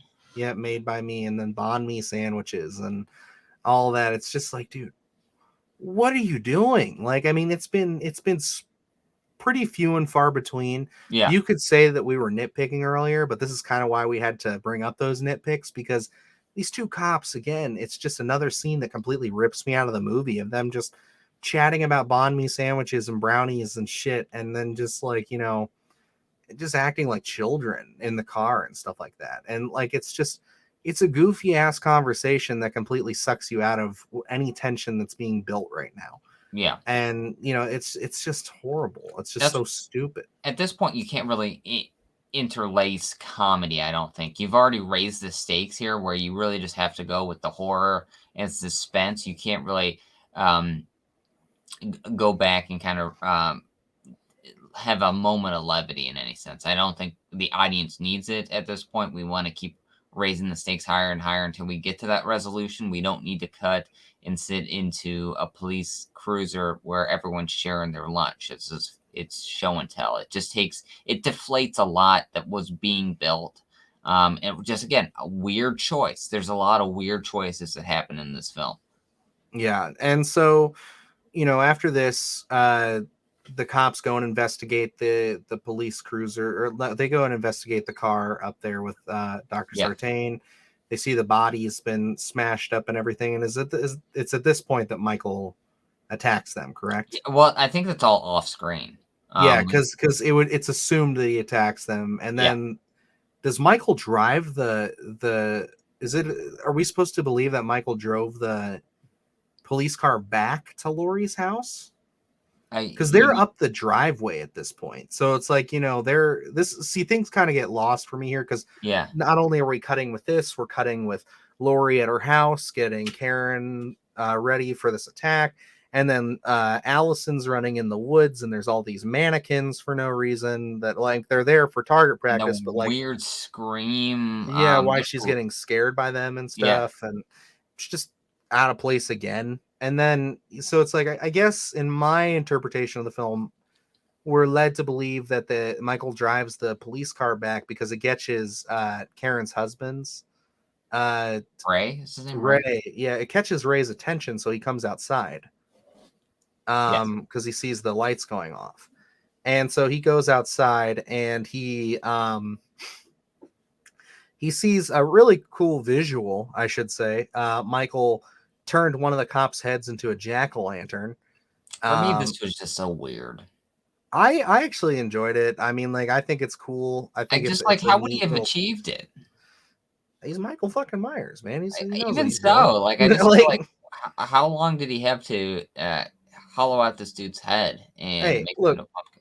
We have to pick and choose our moments at this point. They're putting This Dr. is Sartain's one mask on. They're putting Michael's mask on Dr. Sartain. They're talking about banh mi sandwiches. I like this point. Okay, I like this visual. Leave me alone. Listen, man, this is a strike again. At least Sartain puts on the mask for like 2 seconds, and it makes sense in terms of he could do that in such a small time. It's like, what the fuck? We hollowing out a head and. He's the quintessential Halloween killer. He kills people on the holiday of Halloween. You're telling me that he can't carve out a jack-o'-lantern in like 5 minutes? You're losing me here, brother. No. Supernatural Michael Myers could do it, but if we're going back to basics and he's just a dude, which he is in 2018, no, cannot do it. All right, we will revisit the severed head jack-o'-lantern another time. We'll have a complete dedicated video where we can argue with each other. We're almost 2 hours into and we're arguing about people who are so pissed. Anybody who's listening to this long, I appreciate you so much. But you're just like, fuck, you guys haven't even talked about kills yet. All right, so let's wrap this bitch up, Luke. So Michael kills Ray. Karen doesn't know about it. Allison gets to the house. We have the final showdown that we've kind of been promised and waiting for this whole time between Laurie and Michael. And it's okay. I think overall at this point, I think the gas has just kind of been let out so much of this movie at this point that I'm just kind of like, it's sputtering along. Yeah. And, I think that they build some pretty good moments of tension with this, of Laurie going up, like the upper levels with the shotgun where she's going room to room is kind of neat. But really where things, I think, I know this was great on my first viewing when he pushes her out the window. Yeah. And that, like, we get the reverse shot of, when Loomis looked down and he saw that Michael was gone, Laurie's gone. Really, I think the most redeeming point of this sequence is when Michael does realize, because Karen and Allison are in a kind of important that we have to establish this. They're in like a bunker room underneath the kitchen where Laurie stores her weapons and stuff. And Michael figures that out. Again, I don't know how he figures that out. I think like he doesn't see the thing closed, does he? No, he doesn't see it closed. I think she shoots through the floor, so he knows that there's something under there. And I'm just assuming he decides he's going to tear shit apart. Okay, because it just on subsequent viewings, I kind of get that mixed up where I'm just like, I don't really get how he understands what's going on there. But he ends up ripping the damn counter out, and the steps are revealed. The island. And I like this part where, he's not there, and Karen's holding a gun and she's sitting there aiming, and then she just starts saying, "Oh, I can't do it. I'm sorry, Mom, I can't do it." And Michael's like, "Okay, I can do it." And then he comes around the corner, and then she's like, "Gotcha," and she shoots him. Like, that got a big reaction in the theater. Yeah. I thought that was cool. I think it's the coolest. Like it. You didn't like it? I think it's the best moment for Karen in both of these films. It is, but for me, I think it was played for that rah kind of thing, and I'm like, I don't really. It was already deflated when she's using the gun that's got her initials on, and I don't know if there's a star on it, or I'm like, really, this is really where we're going with this. So for me, I was already checked out. Yeah. So finally, Laurie comes out of the darkness like Michael did in 1978. They have their final squabble and struggle. They end up kicking Michael down the steps. Allison and Karen get out of there. Michael tries to grab Allison. I think she cuts him or something. and he lets go. Yeah, And she then, took the arm. yeah, and then Then they kicked end him up, in the face. yeah, they end up locking him in because they have these bars that shoot out and come across it, and Michael is caged, and he's sitting there at the bottom of the steps, and that's when they start saying, "Oh, this isn't meant to protect us. This is a trap." And suddenly you see all these like gas pipes start to fill the room, and Lori and them, they drop a flare down there, and Michael is engulfed in flames. And the fucked up Lori, who's all cut up and beat up at this point, Karen and Allison go out there, and there just so happens to be a truck, I guess, there with a driver. By. Yeah, and they end up driving off, and we zoom in on a knife. That is the end of Halloween 2018. And it was at that moment where I was like, because at this point we didn't know that we were getting sequels, where my disappointment was just like, holy shit, that's really where we're doing this right now. That whole third act, everything up to that Sartain point is just garbage to me. I was so upset. And by this point, you're right, the gas is so let out that I was just like, dude, that was fucking brutal. Yeah. For me, I don't know. I was already checked out. I was questioning it from the beginning there. I don't know. None of it really worked for me. It just seemed like it was so convenient. You know, Lori being so prepared here. Then we have, the actual gas being fed into the house, and then we're gonna blow up Michael here and set him on fire and everything. I don't know, something about it was just too convenient for me. So I don't think there was a lot of tension there for the most part. So yeah, for me, like, this did not work for me at all. I was when the credits were rolling on this one, I was done. I was checking out. I was like, 2018 was a bust. Yeah, I think it's it has some bright moments. There are some good points in it, like we discussed. But yeah, this was when I all was said and done, I was like, this was a waste. You've wasted this potential. Everything was there. How could you do this? It was rough. And I remember we came out of that, we had our discussion, and then we said, okay, let's go see this again on Sunday and see if maybe some of this stuff improves. Maybe we missed some things. We were in denial at that point. Yeah. We went and saw it, and it didn't help. It didn't get any better. I think we had even more questions and nitpicks. Mm-hmm. And then I remember we went back and recorded our review and podcast on that, where we were a bit friendlier, I think, on the podcast at that point.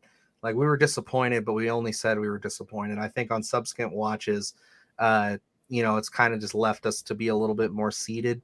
Yeah. I mean, this one's been a talking point with us for years in terms of going to the gym and just randomly talking about this film, and at least from my perspective, getting pissed off all over again. So it's like every time I watch this one pretty, I wouldn't say regularly, but every so often, thinking, well, maybe it's not as bad as I thought it was. And I get angrier every time I watch it. Yep. And I mean, hey, if it just shows you guys, I own this and Kills on 4K, and I do watch them pretty regularly, at least once or twice a year. I throw them on, usually with my rotation of other Halloween films. But, it's just something where it's like the good moments are good, the bad moments are bad. So it's like, do I think that this is better than like Halloween Part 5 and Resurrection and Halloween 2 from Rob Zombie? Oh, yes. Oh, there was yes. No matter how you feel about it, there was a level of care put into this film. So, I can't strike them fully for it. I think there were just some questionable choices, and, there's great filmmaking in here. There's some tension, decent characters, a known backstory, not just a cash grab film. They really wanted to do something here. So it's like, it's not a horrible film at all. It's just, as being a hardcore Halloween fan, did it really meet your expectation? For me, it didn't. I feel you. Alrighty, so I think we'll get right into Halloween Kills here. We have the luxury that this movie, there's not as much setup. It's kind of just go, and we won't take as much time as we did really, I think we needed to go scene by scene with 18 because, strangely, I don't know how this holds for you, but I'll just get the thing out there. I like Halloween Kills more than 18. I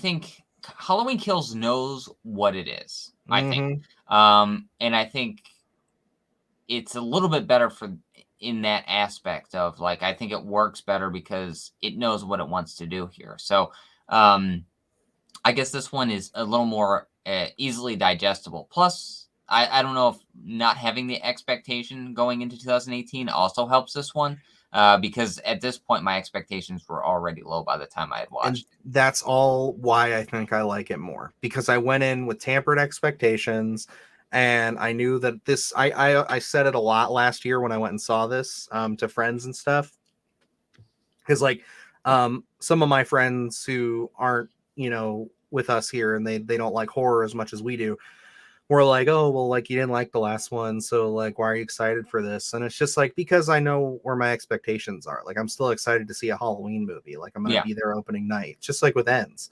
But it's just one of those things where it's like I went in not having those expectations, and I had a lot more fun with it. I remember after I saw this, because I saw it in theaters, so I got to see it before you did, because it didn't premiere on Peacock till the next day. yeah, That I called you and we talked about it, and I was pretty positive because but I did preface it by saying that it's not great. It's not an improvement.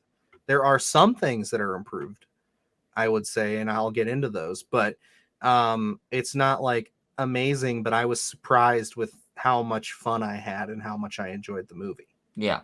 um and I don't know, was my assessment correct in your eyes? Was that or did I overhype it a little bit? No, no, I don't think you overhyped it. I think I had a lot more fun with it as well. Again, because I don't think anyone was really going to heighten my expectation for Halloween Kills after Halloween 2018. So I was really just going to have to wait and see for this one. I think maybe you did hype up the opening scene here. I think, you still speak in high regard of it, which I do I as well. Go ahead. I will still attest that you need to have seen this on a big screen. Yeah. This Well, scene, I didn't, Dylan. I know, but this scene played beautifully on that. So, without further ado, let's just get right into it so we don't waste any more time. Let's try to knock this out in like a half hour or less so we can get into our other subjects here. And I will say we will probably, because it's the same cast and crew, we'll move through the rest of this show with our other cast and crew segments pretty quickly, I think. Yeah. Again, this podcast being a double feature is also it's like it's therapy for me and Luke at Yeah. this point. Like, if you haven't gotten that already in these 2 hours, that 2018, this is a scab that we have been picking at for years, and finally we have treated it properly. We've bandaged it up, and we are good. Like we've got that. So Halloween Kills kicks off in a really interesting spot. We see Cameron walking down the road, and Officer Hawkins is laying on the sidewalk there. And when he's not dead, that was the first strike where I was just like, hey, fuck yeah, Halloween Kills, bringing Officer Hawkins back. Let's go. Back from the dead. And like I said, I was like, okay, nice job, David Gordon Green. Thank you for bringing back one of the characters that I was pissed you killed in the last movie.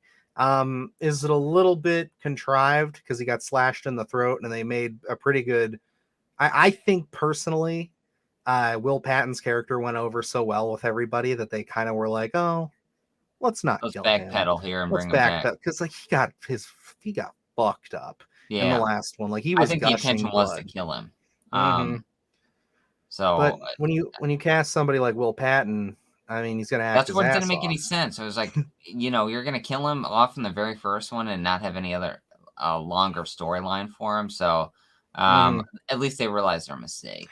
And we do need to say that this was originally supposed to come out October of 2020. Yes. So it was delayed another year. So I think that they had about 3 years in between the release of this and the last one. So it was one of those things where it was like, okay, they've had a lot of time to really let the discourse sink in and see where people sit with 2018. So they were able to tinker with it a lot Yeah. and pivot their story. So what ends up happening is after Hawkins is like, oh, we got to go get him. And we got to, he's telling Cameron that, we got to kill him and blah, blah, blah, all this stuff. We flash back to 1978. And I had always said that I thought that this should be the opening to Halloween 2018. They recreate 1978 here with the blues, the camera work, everything so beautifully. And I was shocked with how long we spent in it. So I'm sitting there in theater watching this. I'm like a little kid, dude. Like I'm watching this with all the color on a big screen, and everything looks really good. It doesn't it's not perfect, but it looks so great. There's film grain, there's all of this stuff here to really sell you on this looking like you took these actors and you put them almost on the set of 1978. And I was like a kid in a candy store, man. I fucking love this. Yeah, and I think this was the biggest misstep, not having this being the scene that opens up 2018. Just because this would have put you right back in the zone. You would have been so excited for it. And then this being that scene and then cutting to those credits with the pumpkin and everything, I think it would have made this such an iconic scene. But it's like, again, like how you said, they had time to sit with this film, this being the second one in the trilogy here, where it's like, clearly they probably heard what fans had wanted, so they're like, okay, let's go back to 1978 and recreate that to kind of show you exactly what happened to Michael that day, that night, and how he was actually caught. So like this scene, the sequence itself is just perfect. I think everything leading up to it with Lonnie and everything, I think works really well. It really the mask looks great, like yes. the original recreation. It's the best they've done since Halloween 2. Yeah. It really perfect pacing, I think. Really ties in everything. This scene, it was perfection, in my opinion. Yeah, and basically to sum it all up for us is Officer Hawkins spots Michael. He links up with Jim Cummings' character. I don't know the officer's name, but I just refer to him as Jim Cummings. And they end up, which was a surprise for me. I did not expect him to pop up in this movie. Yeah. And so Which I'm not a fan of his acting, but fair. He does kind of play the same cop in everything I've seen him in. But he shows up and they end up going to the Myers home. Michael is there. He ends up grabbing Jim Cummings and holding him hostage with the rope. Because I always thought that was kind of cool that he's using the rope, because in 78, when they're talking to Officer Brackett about the break-in at the hardware store, they always say that he stole some kitchen knives, a Halloween mask, and some rope. I don't think we ever see him use the rope in 78. He doesn't really use it for anything. So it's like they kind of reincorporated that to be like, oh, he's got the rope. Yeah. And so he's holding him there, and Hawkins has to make a decision on if he pulls the trigger or not. And he does, and he shoots Jim Cummings in the neck, killing him. Michael drops the body, and Hawkins is so caught up with that he just lets Michael slip by. But it's already too late. The police are already there. Loomis is already there. They surround Michael. And, I thought the recreation for Loomis, although not perfect, was done really well and handled it was the best really you could well. get. Absolutely. The voice isn't perfect, but I mean, like, it was shocking to me because, again, to find out too that was all practical. Yeah. Because we all thought that was a deep fake coming out of the movie, but we found out like a day or two later over the weekend that no, that was practical. That was one of the guys who worked on the sets. He just looked so much like Loomis that they were just like, you want to play him in the flashback kind of thing. So it's like, it's really cool. For time's sake, I will just say that all of that works for me. This was a beautiful recreation. It just makes me want them to shoot something in that time period with these kind of lights and coloring and think like, this could have really been the way they should have gone. Maybe even just set it a few years after the first film and have it like do that. Like, if you can do it this well, why can't you do it for a whole movie? Yeah. And so with that, that was exciting. That really, with Officer Hawkins being alive and this, my excitement level for the film in the theater really shot up. I was like, okay, fuck yeah. Like we might be riding the ship here. It didn't, but it's one of those things where it's like, Give you a it was glimmer of good. hope. Yes, it was good. It was a fun opening that I appreciated a lot. It definitely, the abuse and the beating that I suffered in the last film, towards the third act there, this helped. This was nice bandage and some candy from my abuser. So Yeah, and I think this was honestly probably the strongest part of the film, which, looking back at it, to start off with that, you're kind of just, what you're in store for just does not live up for, with that opening. So yeah, I enjoyed it. I think it was the right way to go. I still am disappointed in the whole. I think they brought themselves into a corner with Michael just giving up, and kind of taking him back to Smith's Grove. I think that was kind of a misstep. So I never really liked that. And then, I was, the only thing I did not like was the tribute shots of him right outside, and then saying, "Oh, it's the exact same shot of when he was dressed up as a clown." I was like, "Okay, I sat through 2018. I don't need to sit through another film of tributes." But overall, I think that scene was so well done. Very strong opening. I just wish this would have been the opening 2018. no, I agree. Working on my video essay that's dropping in a couple days here. I have 1080p copies of both the first and this film. So like, there's a part of me that, with the nice new beefy computer, I know that I could easily recut this film, both of these, into one cohesive movie. That'd probably be a little over like maybe 3 hours ish. But I'm thinking about doing it. I'm thinking about doing it and seeing how it plays. Just doing that and then cutting everything together how I want to, and just seeing what it looks like. I think it'd be nice, and I could cut some of the fat off of some of it and cut some of the stuff I don't like out of it. Yeah. Really Are just tailor it. we gonna go into kind of our alterations to things? Are we doing it for this one? I mean, we can a little bit if I wasn't I sure. think maybe if you want to just do it as we go, because this is a little thing we were thinking about doing the They Live segment for this, but I mean, we're already almost Over. 2 hours and 15 minutes into this. Yeah. So it's like, let's maybe, why do you have something you want to bring up? I was just curious as to what your take would be on. I think it would have been a bold move. I don't know if they would have been able to sustain this, but seeing as how um how we're negating everything after that original, and Halloween 2, the original Halloween 2 does open up with Laurie being loaded into the cart going into the hospital.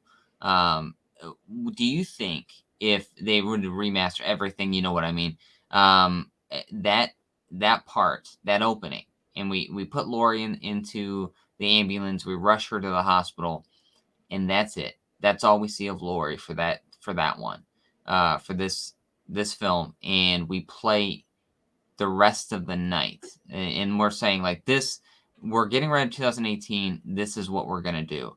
We're gonna live in 1978, a continuation of the night after Laurie is going to the hospital, and we're gonna play. We're gonna open it up how they did with Lonnie in terms of showing him, creating that character. We're gonna create a cast of new characters without Laurie Strode, and we're just gonna live in 1978 for the rest of this film. Do you think people would have been on board with that, or do you think we had to move 40 years to make it more contemporary?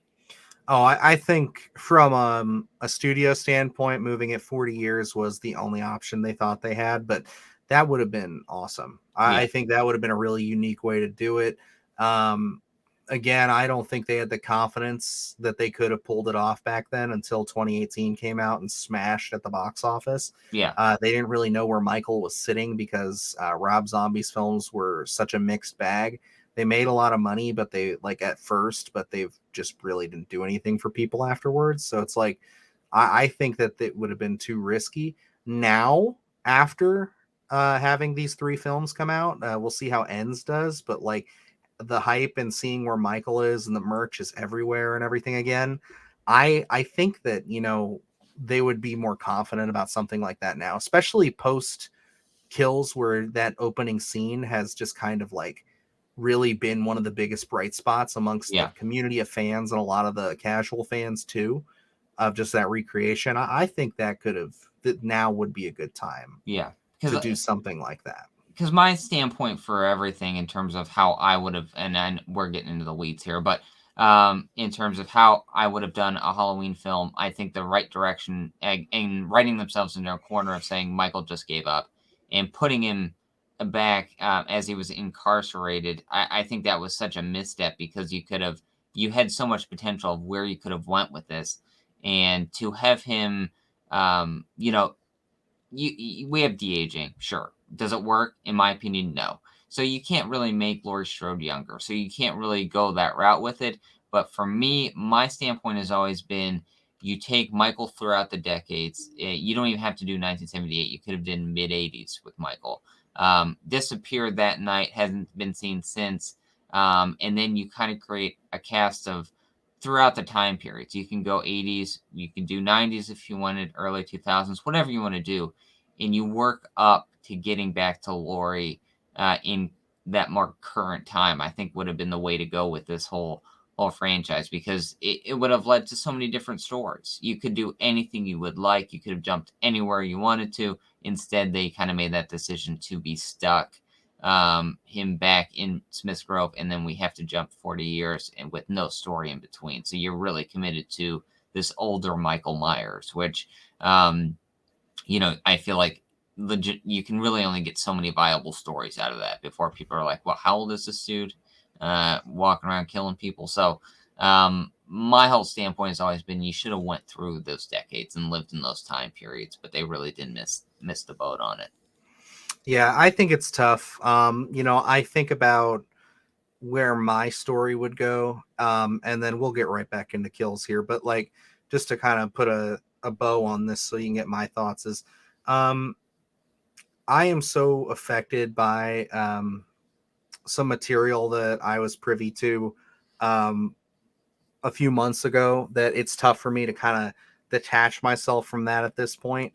But if I didn't know about that and didn't know that that had existed, and I had to use kind of the framework and everything and use 78, you know, for me, I think, you know, it's funny as it is to say, I probably would have set mine at a later date, maybe not, you know, modern day, but again, like you were saying, maybe in the 80s or the 90s, and try to build off some of that aesthetic that we like seeing in our older slashers, and kind of play with that in a modern day with modern day technology and stuff as far as like recreating it.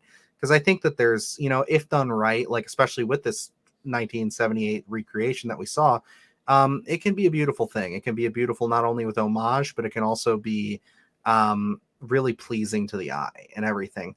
And I think I would have tried to have set my story there, just to see, like, with some different characters, to kind of find a way to get Michael out of the sanitarium. I always wanted to kind of go back to Smith's Grove and kind of see some of that and see, you know, what we could have done to get him there. Personally, for me, I think I would have kept 2 as canon. Yeah. So that way you get rid of, still get rid of Dr. Loomis, just because unfortunately he's passed away and I don't want to try to recast or anything if I was to do this. But I would have picked up right after 2 and had them maybe cleaning up the hospital and somehow find that Michael's still alive. Yeah. And maybe take him back to the sanitarium, maybe have him on like some kind of crazy amount of lockdown where they just can't figure out why he can't die. And they're just trying to kind of get into that a little bit more at the sanitarium.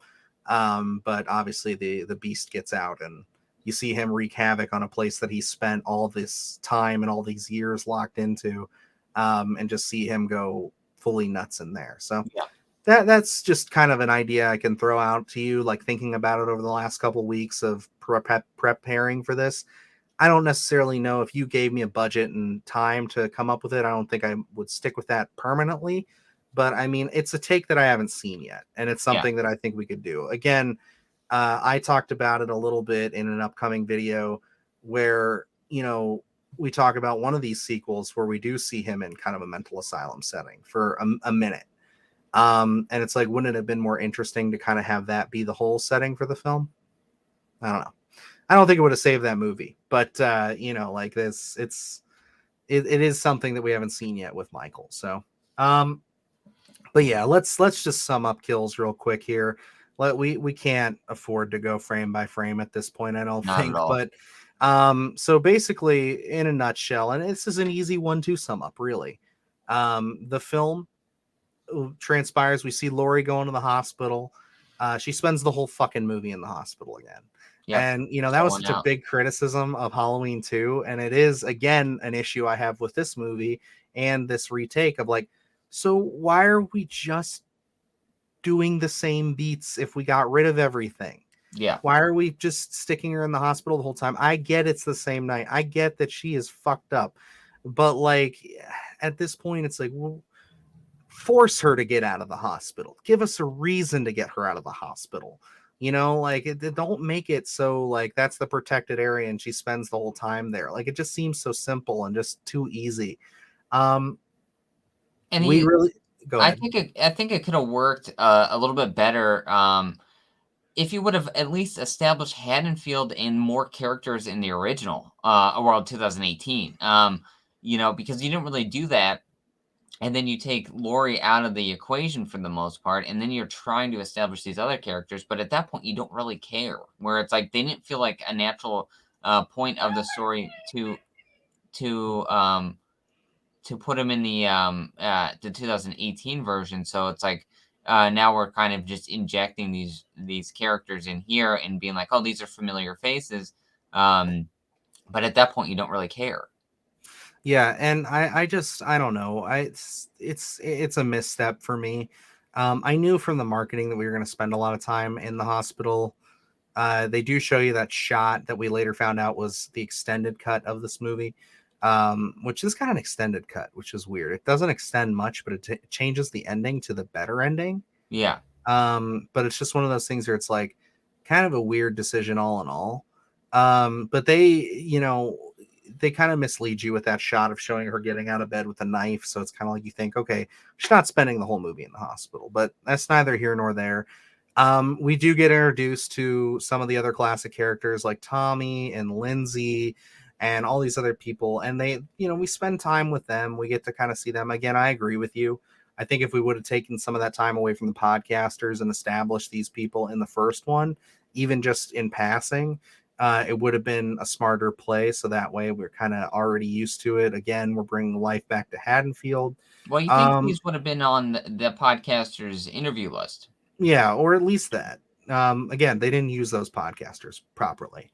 But so, we're kind of we're following them a little bit. Everybody's kind of catching up to the events of Halloween 18. So, we're kind of starting to see the news reports coming in that, the bus crash, that's becoming public knowledge now.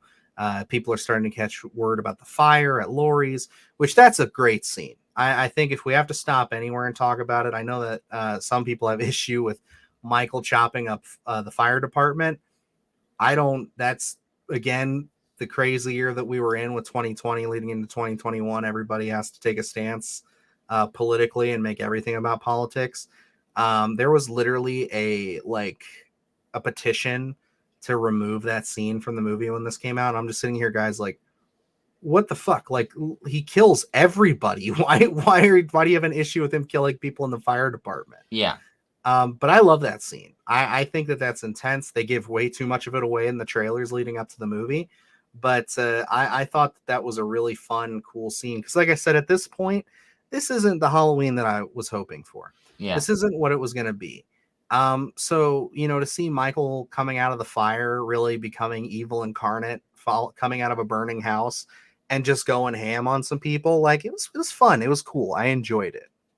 I think that kind of sets the tone of what kind of film you're in for. It's a splatterfest. It's like Terrifier, where based on well, I mean, Terrifier's a little extra. I'm not gonna lie, but like, I get what you're saying.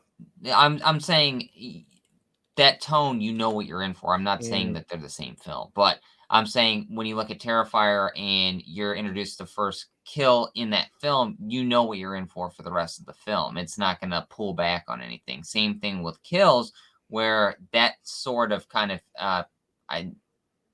not necessarily a gore fest, but the kills that you're going to be getting. It's like that's the tone. Nothing's going to be off the table in that sense. And you see it with the older couple in a few scenes later, where it's like, we're going to go balls to the wall here. We're not going to hold Michael back. This isn't kind of the same storytelling of 2018. We're really focusing on something different here.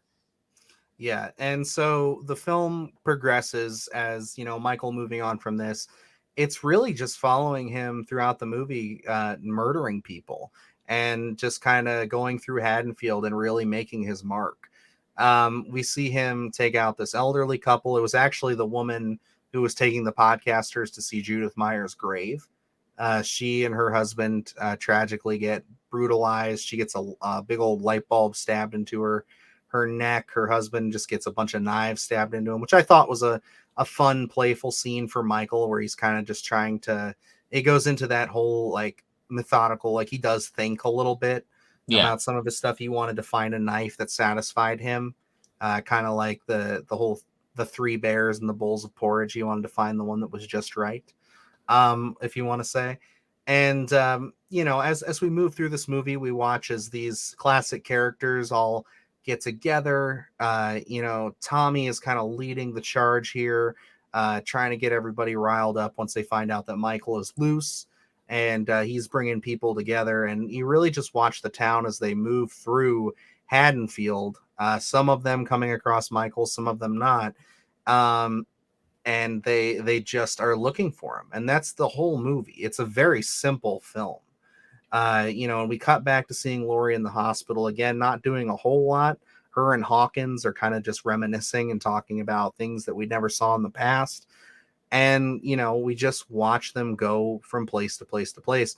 And till basically it climaxes with, the whole mob catching up with Michael, and Karen and Allison Allison, Cameron, and Lonnie go to the Myers house. Lonnie gets killed, and it's really stupid because he's just like, hey, I'm bringing you to the belly of the beast. What am I doing? I'm such an idiot, but I'm going to go in there by myself anyway. He's dead. And then, Cameron and Allison go in there. Cameron gets dispatched.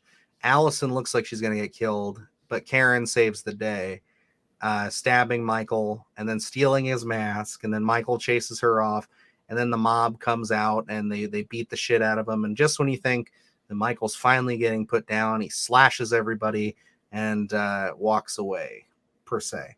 And then he murders Karen, and that's the end of the movie.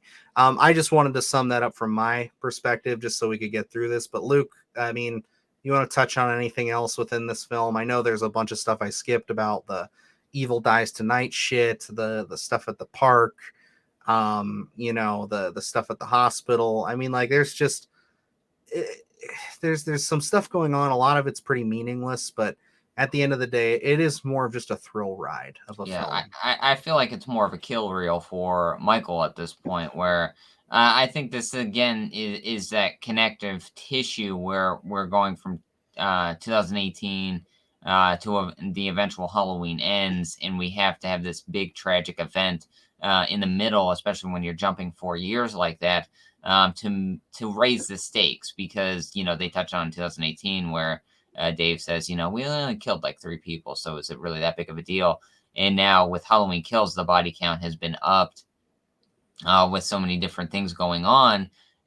It truly has, this night has really turned into a very tragic event for Haddonfield. So now jumping 4 years, you're really going to see how it's taken its toll on a new set of townspeople from Haddonfield. So, this really is going from one place to the next, and how many people can Michael kill? So, I mean, like when you're saying, you kind of jumped around, there really isn't that much substance to this film. It's very basic in its sense, and that's why I think it works a little better than Halloween 2018, because it knows what it's doing. It knows the direction it wanted to go in, so it's hard to fail in that sense. It's just kind of, are you on board with it or are you not? It is very much a definitive middle chapter, and I know that doesn't satisfy a lot of people, and I don't think that's what it's set out to do, because I mean, like, you're not going to get any resolution. They might pose a few more questions. It's just like it's not like a Dark Knight trilogy here, where it's like every movie can be looked at as its own film. This is a 3-act structure, and this is the middle act. So you can kind of just take the ride at this point. That's really kind of how I pitch this movie to people, is like, it's more like a roller coaster. It's like, do you want to get on and do you want to have fun with it, not take this thing too seriously and just enjoy it? Go for it. But if you are looking for, and I know that Halloween 2018 works for a lot of people, but if you're looking for a lot of build up, a lot of story, a lot of and it's like I'm saying, we didn't agree with a lot of the decisions in that movie, but there were story, there was build up, there was characters there that we spent time with. Yeah, it's not that kind of movie.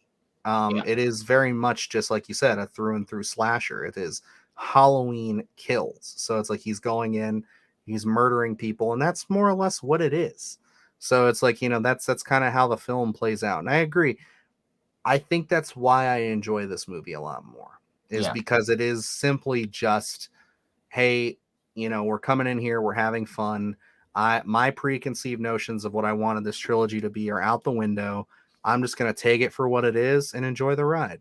Yeah. Which I think, before we continue on, I do want to say, with Halloween Ends, I expect there to be a bit more story.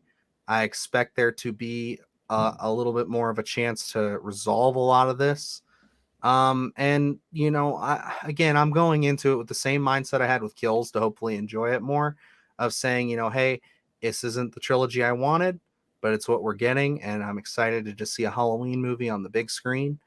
But I still think that there is a chance that if they can ace Kills and it ends, and at least make it a bit better than these last two, like, I think that I would still go back and I could enjoy watching these.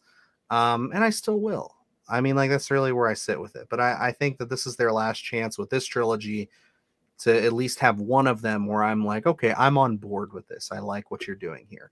And from what I understand, they are trying to make Ends different. They're like, we're stepping, now that we're out of this, we kind of pigeonholed ourselves to 2018. With Kills, we kind of just needed to get the connective tissue there. We needed to get everything through. Now we can kind of do something different. And I hope that they live up to that. I hope it's not just marketing jargon. Yeah, and I feel like Halloween Ends will probably have maybe a similar pacing to 2018 in terms of storytelling, just because Kills is its very much own thing, just kind of going from place to place, more surface level characters like Big John, Little John. There wasn't that much of storytelling there, other than they live in the Myers house. So I do expect Halloween Ends to have a little deeper character development, whereas Kills was just kind of, I think that's really why we see a resurgence of like Tommy Doyle, and we established Lonnie a little more, where in Lindsay, where it's like, oh, they're already established characters, so we're only really going surface level. So that's why we kind of get that recall at the very beginning of Kills of who they are, so we don't have to dive into storytelling, because we really just want to, kill. And so it's like we want to make you believe maybe Tommy can kind of get the upper hand with the boogeyman, but at the end, I think that's really where you pack that punch of, you kill Tommy off and then you kill Karen, to really set up the stakes for Halloween Ends, and how this tragic event really took its toll on this community. All righty. Well, I think this will go down as the longest time that we have spent in Count of the Macabre, probably for the remainder of as long as this podcast survives. I would guess so. I mean, shit, there might be in a few years we could dwarf this maybe, but I don't see that being a thing. Yeah, literally about 2 hours in this one segment. So we are going to go through the rest of the segments here, just again going through. We won't spend as much time in here, and then we'll kind of do our wrap up. But yeah, that's really, like I said, the goal of this podcast was to kind of vent this out, let you guys know what frame by frame how we feel about both of these movies before we get into Halloween Ends, and just where we sit with it. So without further ado, I will take us into our next segment that we so lovingly call Behind the Mask. Happy Halloween, Halloween, Halloween, happy Halloween, Silver Shamrock. It's almost time, kids. The clock is ticking. Be in front of your TV sets for the Horror-thon. And remember the big giveaway at 9. Don't miss it. And don't forget to wear your masks. The clock is ticking. It's almost time. Happy Halloween, Halloween, Halloween, happy Halloween, Silver Shamrock. Alrighty, so this is our production history side of things, which is an easy segment for us coming out of the synopsis there, because there's not a whole lot that is really known about these films and their production as of yet. Really, the only couple things that we can touch on that I kind of highlighted in my notes here would be things like how there was a delay between the release of 18 and Kills because one, they didn't know if they were going to make these sequels. Initially, the film was pitched as 2 films, so we were going to get 18 Kills, and then they were going to kind of wrap it up with Kills, but they were going to make them 2 movies. But then the film did so well, and Danny McBride and David Gordon Green on the lead up to the release of 2018 we're kind of like, well, I mean, we have this other idea too, so we could do this and make it a trilogy. And Blumhouse at this point was like, we could have a bona fide hit on our hands, so like I think we can safely put this together. So they started putting it together. 18 comes out, and boom, we are delivered a trilogy. That's basically how it went down. So how do you feel about that, Luke? Is that worrisome? Does that kind of shed some light on why these films seem like in some areas they're so disjointed? So do we know which one was like that third idea? Was it actually Halloween Ends? It's not exactly clear to me in my research yet of if that's the story we're sticking with, because again, the pandemic comes into play here as to where they had even more time. And so they went back and they took a lot of the ideas that they were going to do for this third movie, from what I understand, and they reworked a lot of it. And they changed some of it. So it's kind of like, it's almost like that's going to be like a Frankenstein monster, I feel like, of new ideas and old ideas for that. So really, Halloween Ends is the most interesting out of the 3 for me. Again, because we haven't seen the film, but I think just like that story one really does feel like, yes, from a story perspective, I don't know what they're going to do. Yeah, where it's like I can see some of the plot points in Halloween Ends maybe initially being in Halloween Kills and then being pushed over for that third story arc where, and I could really see Halloween Kills being, again, that connective tissue where it's just a kill reel where there's stuff going on, but it's nothing horribly in depth. So it's like I could really see this being that transitionary film of pandemics in full effect. We don't know, are people going to make it to the theater? What's exactly going to happen? But let's keep Michael in everyone's vision here. So let's put something out, something that maybe is a little bit lighter, something that's going to remind you of what he is about, and be that connector tissue to get you into Halloween Ends in a few years when we're back in full effect in the theater and everything. So I could have easily seen a lot of main plot points from that initial what Halloween Kills could have been, and then putting that into Halloween Ends to say, okay, but this is a placeholder. just to kind of keep him current, remind everyone of what we love about Michael, and then we'll move into the Halloween Ends, where we're really going to tell that final story. Yeah, so I mean, with production history on these, it was a pretty straightforward shoot with 18. Again, where it's just kind of like they knew what they wanted to set out to do, what they wanted to accomplish. It wasn't until later in production that it started to become, clear to them that they might possibly get to expand on this a little bit more. And then we started kind of getting our plans for, okay, we're not going to end this one definitively killing Michael or anything like that. Because it's something we didn't touch on before was that in 2018, this had a test screening with a more definitive end for Michael. But they changed that because people apparently in that test screening weren't pleased with it. And you can see some of that in the trailer. So initially what happens is, they're fighting on the lawn or the backyard, I guess. And Lori gets stabbed in the chest. She ends up injuring Michael pretty severely. And it looks like Michael's about to like really get the upper hand on her. And then Karen comes out, shoots him with a crossbow, I think getting him through the heart or something. And he falls over and they collect Lori and they're going to the hospital. And then we kind of end with seeing Michael stumble off into the trees, into the forest by the mannequins. And he kind of lays down there and then he stops breathing. But then it would be brought up right at the end, right before everything ends, because I think they would follow up with Lori and Allison and everything, where it was either, I saw two conflicting things, where it was either they cut back and Michael is no longer sitting by the tree, he's just gone, or he would start breathing again. One of those two. It didn't play well for them. I thought that was kind of neat. I think it's just because I had issue with how they wrap things up with that. But at that point, they were kind of like, okay, we are going to probably continue this, at least for one more movie. And then they were greenlit for the trilogy after, we got the success that we had with 18. Yeah.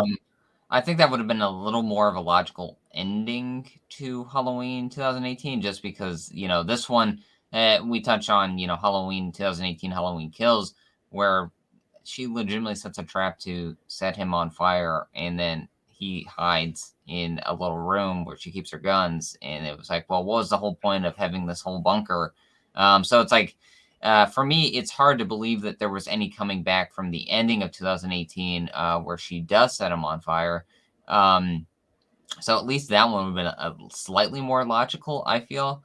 So I don't think I would have hated that one. I think, it's not as maybe visually stunning, but I think it would have worked better toward just logically bringing him back later on down the road. Yeah, and so with that, as far as production history goes for Kills, again, there's not a whole lot that I could really find to really kind of give us anything of note or anything of interest. This one was really just a run and gun. They did, again, decide to redo the ending there.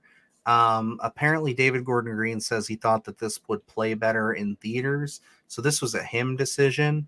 I still think it was a bad call. I think the extended version has a much stronger ending with Lori getting out of bed. And again, he kind of cuts himself off at the knees, where Halloween 18 ends with a zoom in on the knife. And then Halloween Kills doesn't. But Halloween Kills was going to end with her walking down the hallway of the hospital with a zoom in on the knife. And, it's one of those things where I'm just like, I like that. I like the poetry, the symmetry there. I think you should have kept that going. Yeah.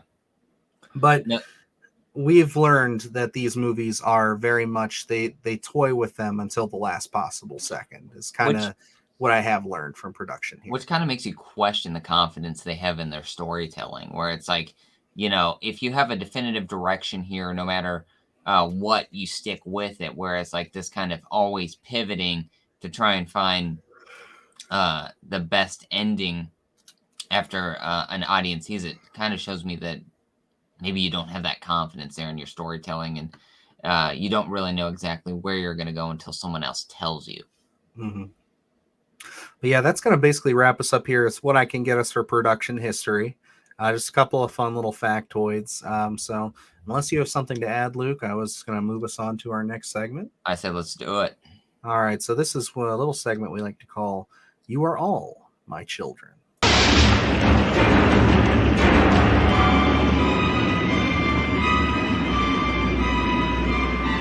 You are all my children now.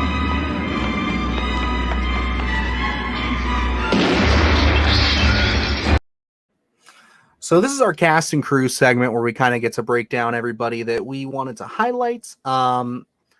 For me specifically, it's a little easier this segment because everybody pretty much, other than Kills adding some people, everybody from the first who wasn't killed, crosses back over here. But as far as our current cast, the main players, Laurie Strode coming back, Jamie Lee Curtis. I know Luke isn't in love with a lot of her performance in either of these movies, but she is the definitive Scream Queen. Oh yeah, I love Jamie Lee Curtis. Yes. I just think maybe she hams it up a little bit in both films a little too much, where very dramatic performances in certain instances where I don't know necessarily if they should be as dramatic. I'm not saying Jamie Lee Curtis should not be in these. Absolutely, she should. It's just sometimes she kind of sticks out as like a sore thumb sometimes in terms of the choices she makes. But overall, I'm never going to turn down Jamie Lee Curtis in a film. Oh yeah, and I think that she does a serviceable job here. It's just nice to see her come back to this character again. I'm a little lighter with it just because I think that she is, I do have all that respect in the world. And I know you do too, but it's just, for me, it's like, I don't think I need much of a huge dramatic performance from her. I don't know. I guess I'm just kind of forgiving towards her. Yeah, when she's not turned up to 10, I think she's great. But sometimes when she turns it up, I think she's like, we're And teetering. that's fair. That's definitely a fair criticism. Andy Manichek is Allison. I think that she's great. I like her a lot. I honestly, sitting with it, I'm excited to see her in Ends, because if they do decide to continue with this trilogy, which I don't think they are, I think they're pretty set on this being the ending, but who the hell knows? Ends could make $1 billion and then they'll be like, oh yeah, we're going to keep going. That's the nature of the beast when it comes to Hollywood. But I would be fine with Allison kind of picking up this mantle and being Michael's target, or at least being the one to kind of shepherd this franchise and letting Jamie Lee Curtis kind of put it to rest finally for the last time. Because I've been saying for a while now, this is not the end of Michael Myers by a long shot. They will bring him back in some capacity, but I think this is the last time we'll see Jamie Lee Curtis in this franchise, is this trilogy. Yeah. I liked Allison's performance a little more in 2018 rather than Kills. I don't know necessarily if I bought her as that badass just yet. I am intrigued to see how she picks up on Halloween Ends, to see if she's kind of back to her normal self rather than the bloodthirsty kind of we're going for Michael. But he did kill her mom and dad, so who knows exactly where she's going to be. She's got black fingernails and a black leather jacket. So she's gonna be a badass. So there we go. Get ready for that. And she's living with grandma now, who is like, fuck. Like I can't think of anything. I'm sorry. It's we're running out of gas 3 hours deep. Yeah, so it's I was gonna make a Terminator reference, but I couldn't think of the Linda Hamilton's. There we go. Sarah Connor. There we go. She's going to be Sarah there. Connor Jr. Yeah, just bear with me. James Jude Courtney as the Shape. I think he's great. I love that. Nick Castle also comes back in a few key scenes as the Shape, and he also does the breathing for the Shape in all these movies, which is cool. I love that. It's great to get him back in. But yeah, James Jude Courtney, really, you could tell he loves doing this shit, and that he pays attention to the mannerisms and everything. And he is the best modern representation of Michael Myers that we have gotten in years. Absolutely. He is fantastic. I think that even if they do continue to make Halloween films, they should probably try to get him to do it, depending on when it's set. Just even if you needed him to be younger, with the mask on, I think like, it doesn't matter. He understands the mannerisms. He's done the work. He's put that work in. He is one of the biggest bright spots of this new cast, I would say. And I love him. I will say again, I love Michael in these movies. I think that he is wonderful. I love how vicious he is. I love the look of him. And if they could just turn that stalking up, that just bring that element of like he's just in the shadows, you never know where he's at. If they could turn that up a little bit, then I think that he'd be perfect. Yeah, like you said, one of the strongest points in these films is Michael. He really has it down. I would love to see him like in the background a little more, doing his hiding behind trees deal, where we as the audience see him, but the characters in the scene do not see him. Kind of play up that element a little more. Just him standing there, the way he walks is terrifying. I find him that the scene in Halloween Kills where he's chasing Karen, where she has his mask, even without the mask, just the way he walks, the presence he has on screen, I still find terrifying. I'd love to see him continue this. I think they really found a gem with him. I agree, and he's definitely one of those people that you could tell really loves slashers and really loves this franchise, and he did, like I said, put the work in to get here. And then I'm going to kind of start crisscrossing a little bit here. I mean, Dylan Arnold is Cameron Elam. I think he's fine. He's a good actor. I know he's on a few other things that people really like him in. I definitely like him more in Kills than I did in 18. Yeah, he didn't get that much to do in 18, I don't think, other than act like an asshole. Yeah, and so he gets to be more of a sympathetic character in Kills, and you get to see a little bit more of, I think, why Allison was into him in the first place. I think he kind of owns up to his mistakes. And, he's fine, but again, he doesn't get much to do in these movies. I'll move on to, we've discussed Will Patton a good bit in these. I think that he's a great character, really great addition. He feels very much to me like a Haddonfield character. Yeah. I feel like if you could put him in like a Halloween 4 or Halloween 2, and he would fit in really well, which I don't think you can say about everybody on this cast, but him specifically, I like a lot. I buy the relationship he has with Laurie, because I do think he feels like an original character, someone who has lived in Haddonfield, and I think that's just a presence that Will Patton has. I think that was great casting. I was excited to see him in 18. Glad they brought him back in Kills. I'm intrigued to see what he's going to do in Ends. Yeah, and then so we also have Judy Greer, who plays Karen, and I love Judy Greer. I like her in a lot of stuff that she's in. And, I don't think that Karen is the best written character. I don't think she really gets to do a lot. She has a couple of cool moments, and her death was very shocking in the last film. Abrupt. But it is one of those things where it's like, I think that maybe a bit underwritten in these films. I know that they're kind of trying to do the whole Allison is the one getting the torch, and you don't have to pass her the torch necessarily, but I think that there should have been a little bit more care put into that relationship between her and Laurie, especially with them spending a little bit of time in the hospital together. You could have developed that. You could have spent more time developing her and her daughter. But it just seems like it really boils down to her just scolding her mother all the time, and then scolding Allison.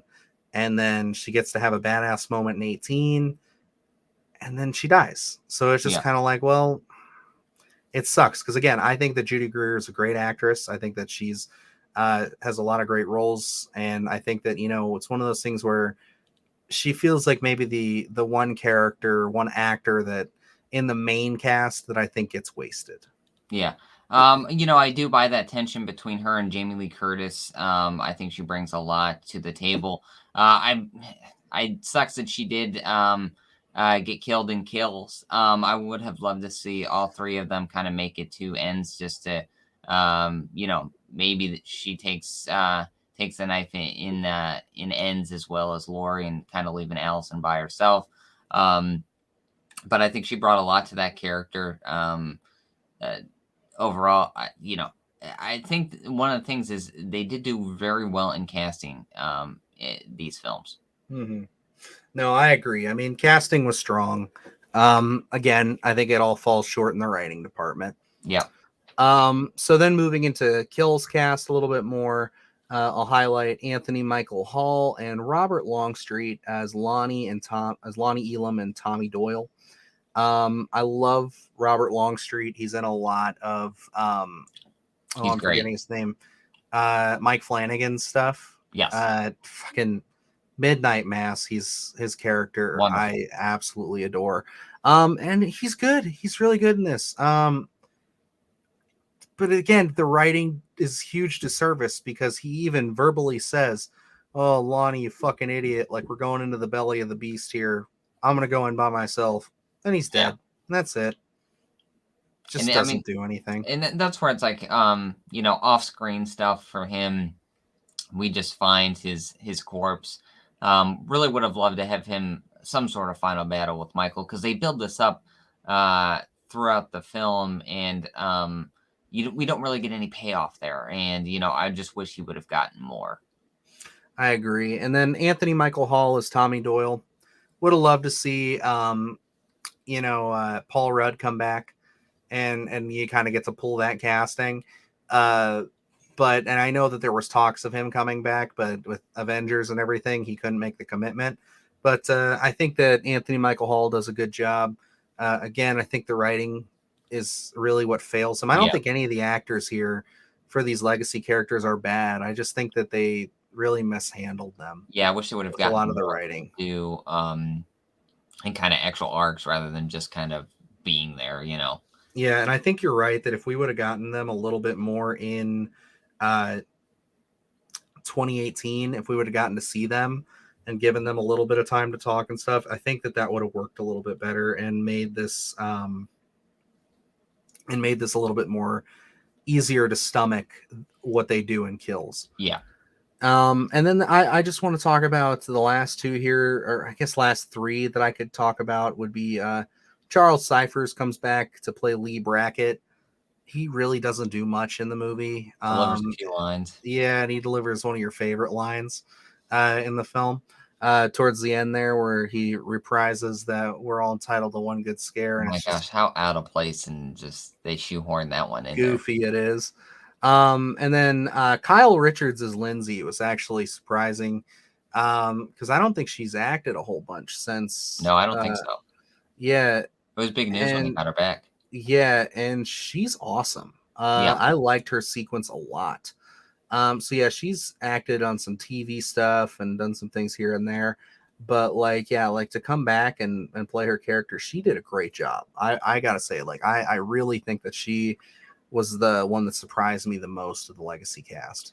Yeah, she kind of gave off some badass elements when she's putting the bricks in the bag to hit Michael with. I loved her interactions there. I'm intrigued to see what she's gonna do here in Ends. Oh yeah, and then Nancy Stevens as Nurse Marion. She does not make it out of the film. She doesn't get a whole lot to do. She also has a really cheesy ass line. Yeah. This is for Dr. Loomis. And then the gun doesn't go off. And they sold her out. What an underwhelming death.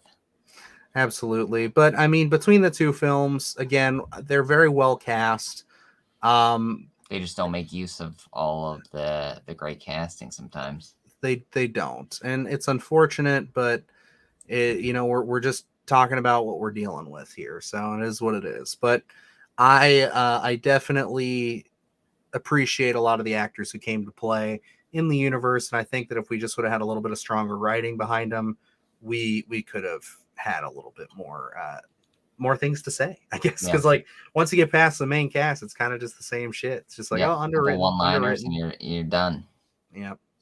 Alrighty, so then we're going to move into our next segment that we call Creatures Features.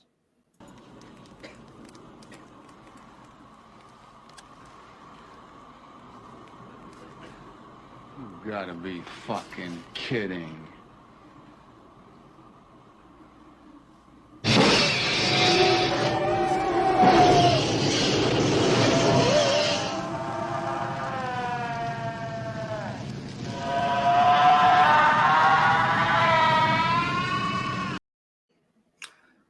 Alrighty, so this will probably be another one of those quicker segments for us here because other than really the Michael Myers mask and the violence, there's not much that we can discuss.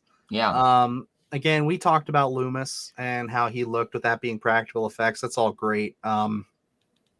Props to you guys for not only finding somebody who looked like Loomis, but just being able to do the necessary work practically to get him even closer. Yeah.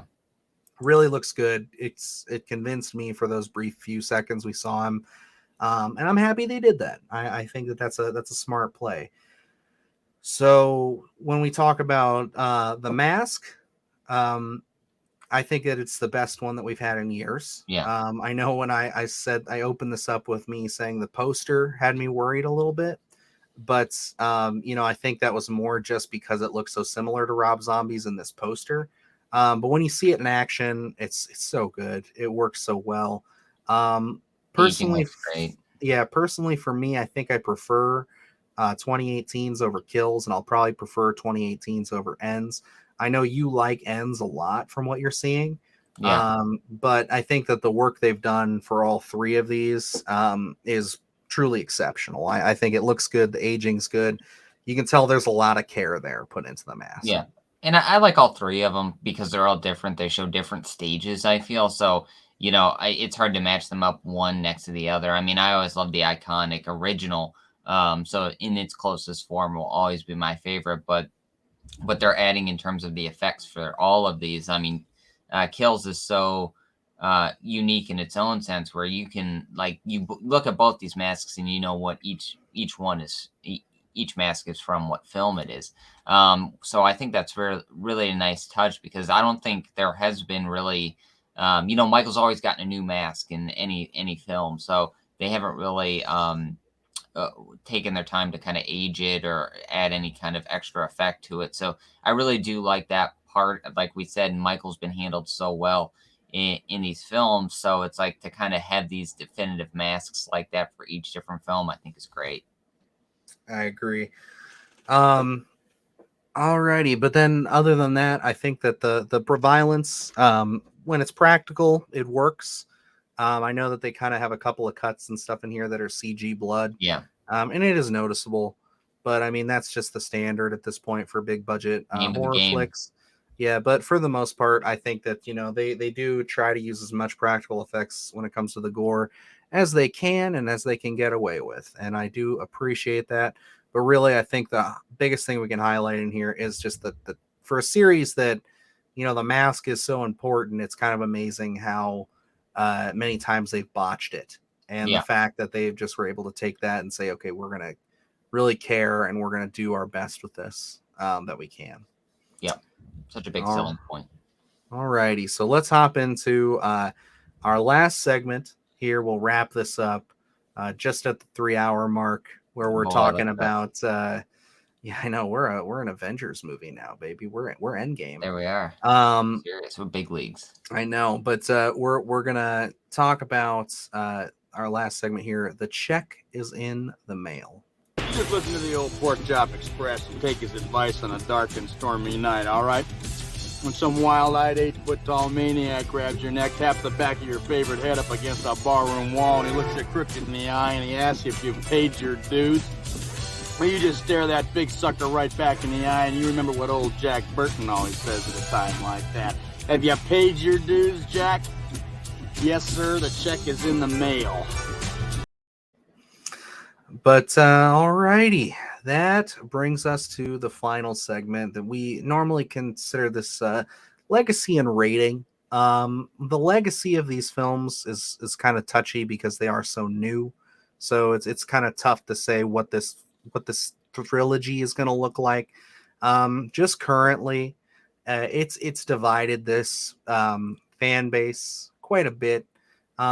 I mean, but all these films kind of divide us in some ways. Everybody's got their camps. There's some people that love Halloween 3. There's some that don't. Some people love just the first. Some people love Halloween 1 and 2. Some people love the zombie movies, but it is what it is. And for this, though, I think that Luke and I kind of sit in more of an opposite camp to what I think a lot of people say. I think you know, a lot of people love 2018. They appreciate it for what they got, and I'm happy for them. I think that's great. And a lot more people dislike Kills. Yeah. In a sense where I kind of like Kills a little bit more because it's so straightforward in what it is. It's not trying to tout itself as being a reinvention of the franchise. It's more just, let's just have some fun and let's watch Michael slice some people up. And for me, overall, I would say that I revisit these movies way more than I think I should for someone who is so critical of them. I watch them a lot more. And you know, it's a very mixed bag as to where there's a lot of good, but there's also a lot of bad. And it's just overall the biggest thing I can throw on it is just more disappointment. Yeah. Because I really think that there's potential here. I think that this could have been something that really knocked our socks off and really brought us back home, but there were just some decisions that were made that I don't agree with, and then there was some choices that they've continued to make that I just think are, you know, a little goofy and something that I wouldn't have done. And I think that you kind of said it best where, you know, with how much they change and how much they, you know, kind of really flip-flop things around, they really just need to see, they need to figure out what they're doing and stick with it. Yeah. And yeah, I think overall, if you are a Halloween fan, you will watch these movies and you'll probably enjoy them. I think by the end of this trilogy, I'll still watch all three of these movies. I'll buy ends on 4K, whether it's the worst of the three or not. Yeah. And I'll watch them every Halloween probably. But, you know, for me, this more than anything at any point in this franchise had the potential to be elevating it back to the standards of that first film and to some degrees that second film. But they fumbled the ball and they just never really got it back there. The opportunity closed, in my opinion. Wasted potential, honestly. It was one of those things where, you know, they said they were going to retcon it. I figured there would be a method to that madness, and there really wasn't. They retconned it to play the greatest hits of everything that we're supposed to be forgetting, I feel. So when you say they fumbled it, for me, I feel like they fumbled it at the snap. They didn't even make it a couple of yards because when we hit that say something, I'm like, I don't, I'm already kind of questioning the quality of the film. Do I go back and rewatch these? I do. But I get a little more aggravated, especially with 2018 every time I watch it. But you know, it's great to see Michael back. You know, so it's hard for me. I have this kind of divisive kind of ideas here where it's like I think the story is left to something to be desired, whereas Michael looks great, and I'm a sucker for the Michael Myers character. And, you know, some of the stuff that we've sat through in this franchise, it's hard for me to kind of wag my finger at the David Gordon Green versions of these. So, but it's just like looking at him as a filmmaker and the talent attached, you expected more, especially with them, again, retconning everything and saying that there is a reason for it and not really following through with that. I'm intrigued to see what Halloween Ends does. Hopefully it's a little bit of a course correct and we can end on a strong note. Do I think that? Jury is out. I'm leaning toward more so no. So, I mean, we'll see where this leads. I do think that this incarnation of Michael Myers and Halloween has reinvigorated a lot of horror for general audiences. You know, there were a lot of Halloween fans that I didn't even know existed, and maybe they didn't until they saw 2018. So, you know, I give them props to that because 2018 was a big deal for a general audience, and a lot of people were happy with it. So, I mean, you know, it's hard for me to hate on it when it brought some horror fans to the game and it brought Michael back to the forefront. So, and I mean, maybe that's a big reason people are clamoring to get Friday 13th back in theaters and figure out that whole legal situation. So I think that'll be a big hit when that comes. And I think maybe, Michael's is a little bit responsible for it. So, overall, I'll own this trilogy when it comes out as a big piece on 4K. Certainly, I'll go back and rewatch it every so often, and I'll get as aggravated as I always do. But I can't help myself as I am a Halloween fan, and I go back and rewatch some of the worst. And these films are only so bad compared to the things that we've gotten. So, yeah, I am disappointed in what we got just because I had high hopes, but I think this is kind of. Uh, Brought horror to a general audience. So, to each their own, I suppose. Alrighty. Well, there you have it, guys. That's our thoughts on Halloween 2018 and Halloween Kills. Man, this was a doozy. This was a long podcast, and this was therapeutic and a very necessary.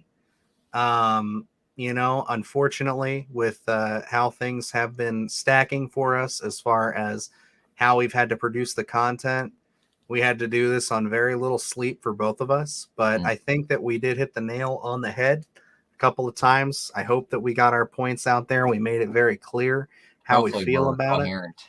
I hope so. I think for the most part it worked. Yeah, I think so. If you reach this point, if you're here, whether this took you a few days or you sat through this, Lord willing, in one session, thank you. We really appreciate it, because this is a lot. But yeah, as this premieres, it's Monday. We are only a few days away from Halloween ends, so we're gonna see how this pans out and where this franchise goes from here, and we're gonna probably have a lot of thoughts on it. But yeah, that's everything that we got for you on it. So thank you for sticking around and listening. If you do want to keep up with us on our social media, of course, you can always find us on Instagram and Twitter, as well as TikTok at SplatterCast Pod, where we're always posting the latest and greatest of what's going on in the horror realm. And as far as other content goes, we did check out Terrifier and Hellraiser just the other day, so you can kind of get our thoughts and reviews on that. At this point of posting this, we might have some more content up there as well. So definitely look back at those videos, check them out. We're posting a ton of stuff for the Splatterthon, and more to come as the month of October goes on. And yeah, I mean, other than that, there's not much else I can say, I guess. Luke, you got anything for him? A handful of content coming your way still. After we get a little bit of sleep, and then we will be reinvigorated and ready to pump out even more things, because gosh, October of 2022. What a time to be a horror fan, I will say. I know. This has been, this whole year for horror is interesting. So, but October is shaping up with some big punches first going, but not even a full second weekend. So. I know. And I just want to say also, point to it, we are still doing our giveaway. We're giving away a copy of the Black Phone as well as a Splatterthon mug. Both of these can be yours. All you got to do is follow the link in the description, and you can follow the instructions in the video how to enter. And yeah, you could be the lucky winner and get yourself these two items for free, which would be fun, and I hope you enjoy it. But yeah, guys, that's about gonna wrap it up for us here. So until next time, I am Dylan Newell, and I'm Luke Janesco, and remember, stay scared.